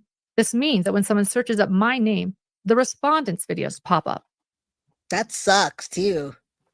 So when you're looking for respondents' own statements confirm this is purely personal vendetta. A 1-year friendship. Geez. August 29th post, quote, I'm talking about this toxic person I met and knew for a year, end quote. The attempting to burn her kingdom. I don't know. On a July 31st post with audio about, quote, inconvenient truths that would burn your false kingdom to the fucking ground, end quote. The August 23rd comment from Lori. Again, Grayson's dentist wife, quote, burn that false kingdom down, for exclamation points. Professional interference. Respondent has contacted UNLV regarding husband's petition. National news producers warning against working with me. There it John is. DeLand of Mormon Stories, colleagues, multiple colleagues in petitioner's industry, and crime victims. The petition. I think the stalker's end goal in her situation and mine was to get me fired, was to make people hate me, was to call out what they think I did. And I think it's the same thing all around. She wants her gone. She wants her fired. She wants her unhappy. She wants her scared. In my opinion, that's her end goal. All right, let's go a little bit more forward because we're not going to be here for that much longer. I just want you to understand what the hell happened. Coverage would chill petitioner's testimony and impair the fair administration of justice. The dignity of the proceedings and protection of a stalking victim requires closure. No kidding. The reasons for closure relate to the specific circumstances of the stalking case.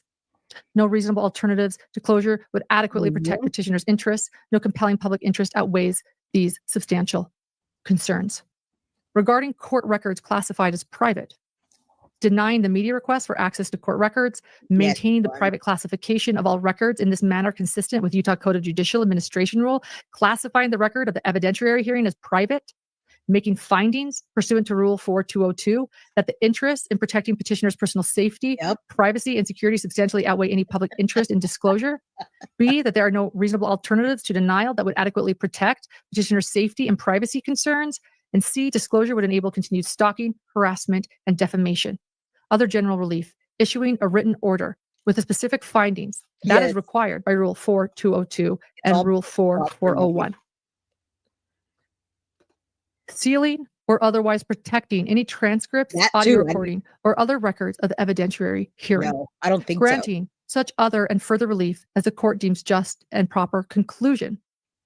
The court should reject the unspecified, unverifiable media request. Utah's judicial administration rules recognizes that some proceedings, particularly those involving victims of stalking, harassment, and abuse, require protection from public disclosure.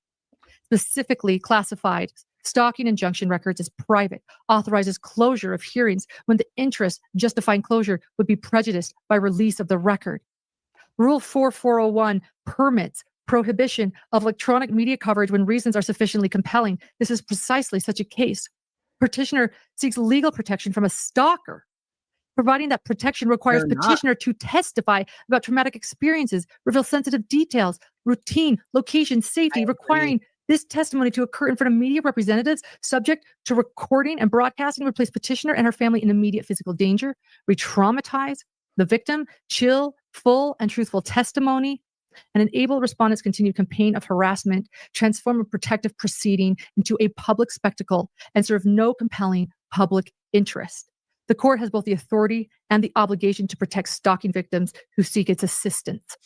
The protection must include shielding victims from forced public exposure of their trauma while seeking legal relief. Yes. Signed October 8th. Yes, Lauren. Yes. Take your power back, girl. Take it back. But now you got to get to I'm not court. done. That is me reading all the court proceedings. The court proceedings are done. But I have a couple other things to say. I mean, I've been going live for almost 8 hours. I'm still going record. Crime record. All right, guys, a little bit more. Hit that like button. Subscribe if you haven't.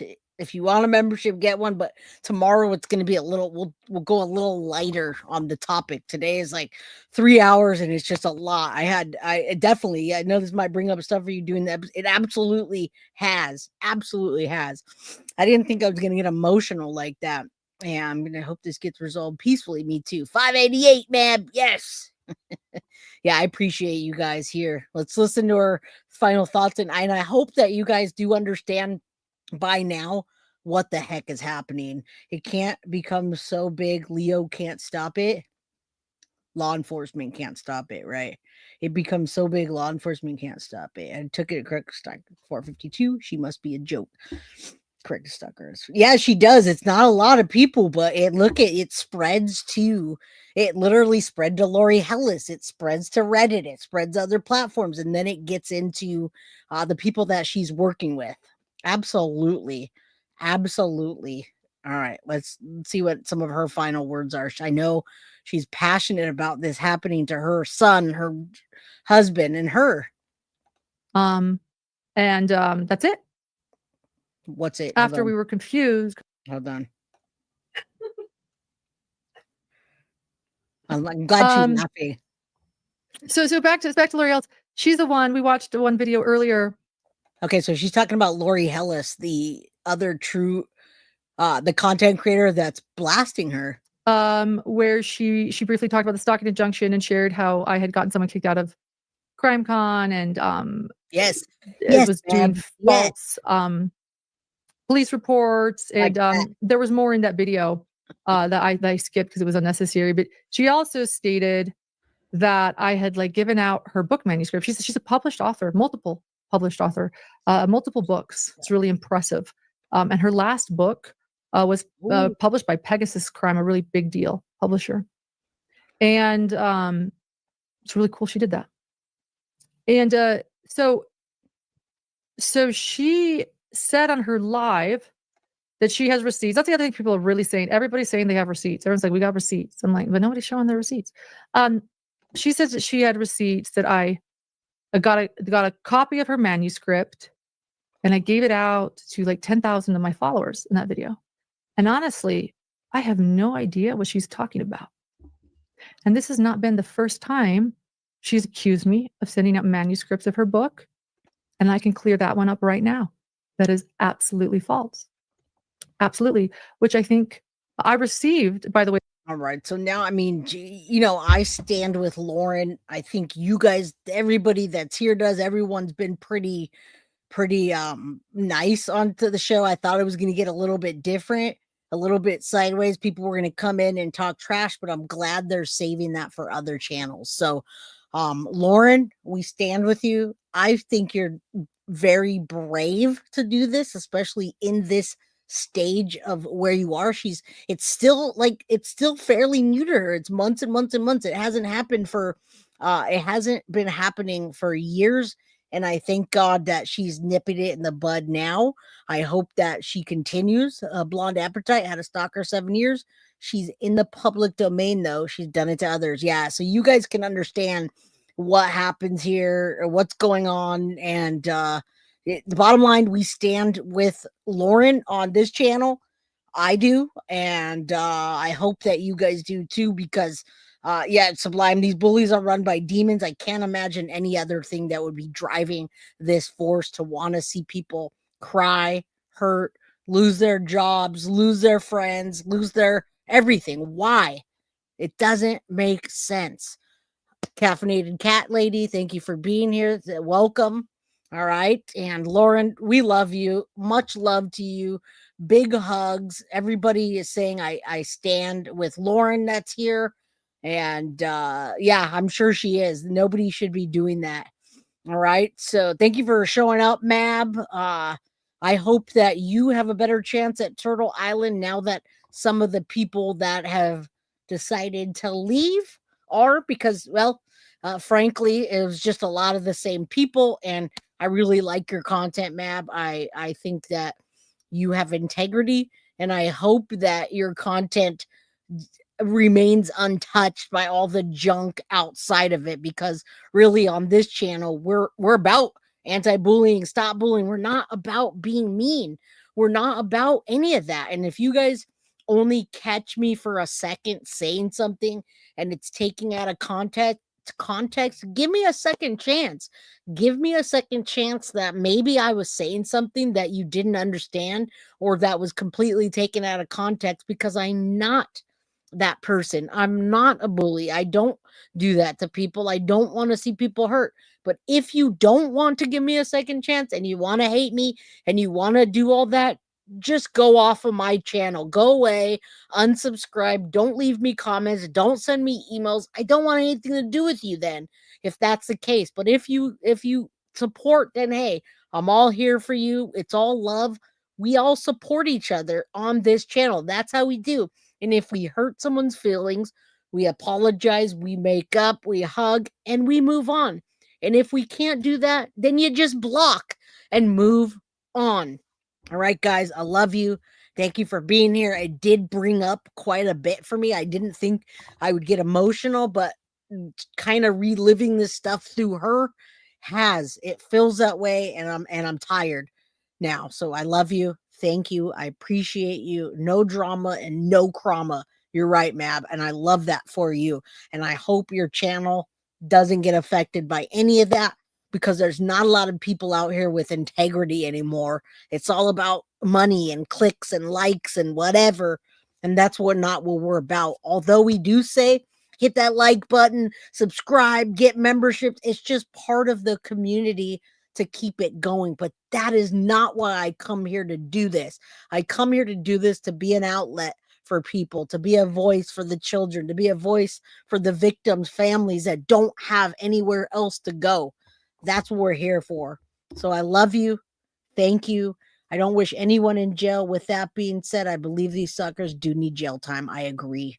Stand with Lauren and stand with Jay. Thank you, guys. Much love to all of you. And we'll see you tomorrow, 4 p.m. Pacific Standard Time, 7 p.m. Eastern. Love you guys. See you soon. Bye. Guilty of crime. I want to thank you for watching. If you enjoyed my content, please share this video, like, and subscribe. You can also follow me over at Facebook, Instagram, TikTok, X, or Gmail. If you'd like to donate to my channel, you can use Cash App or Venmo or PayPal. Thank you very much in advance. Guilty of crime. Are you guilty of crime?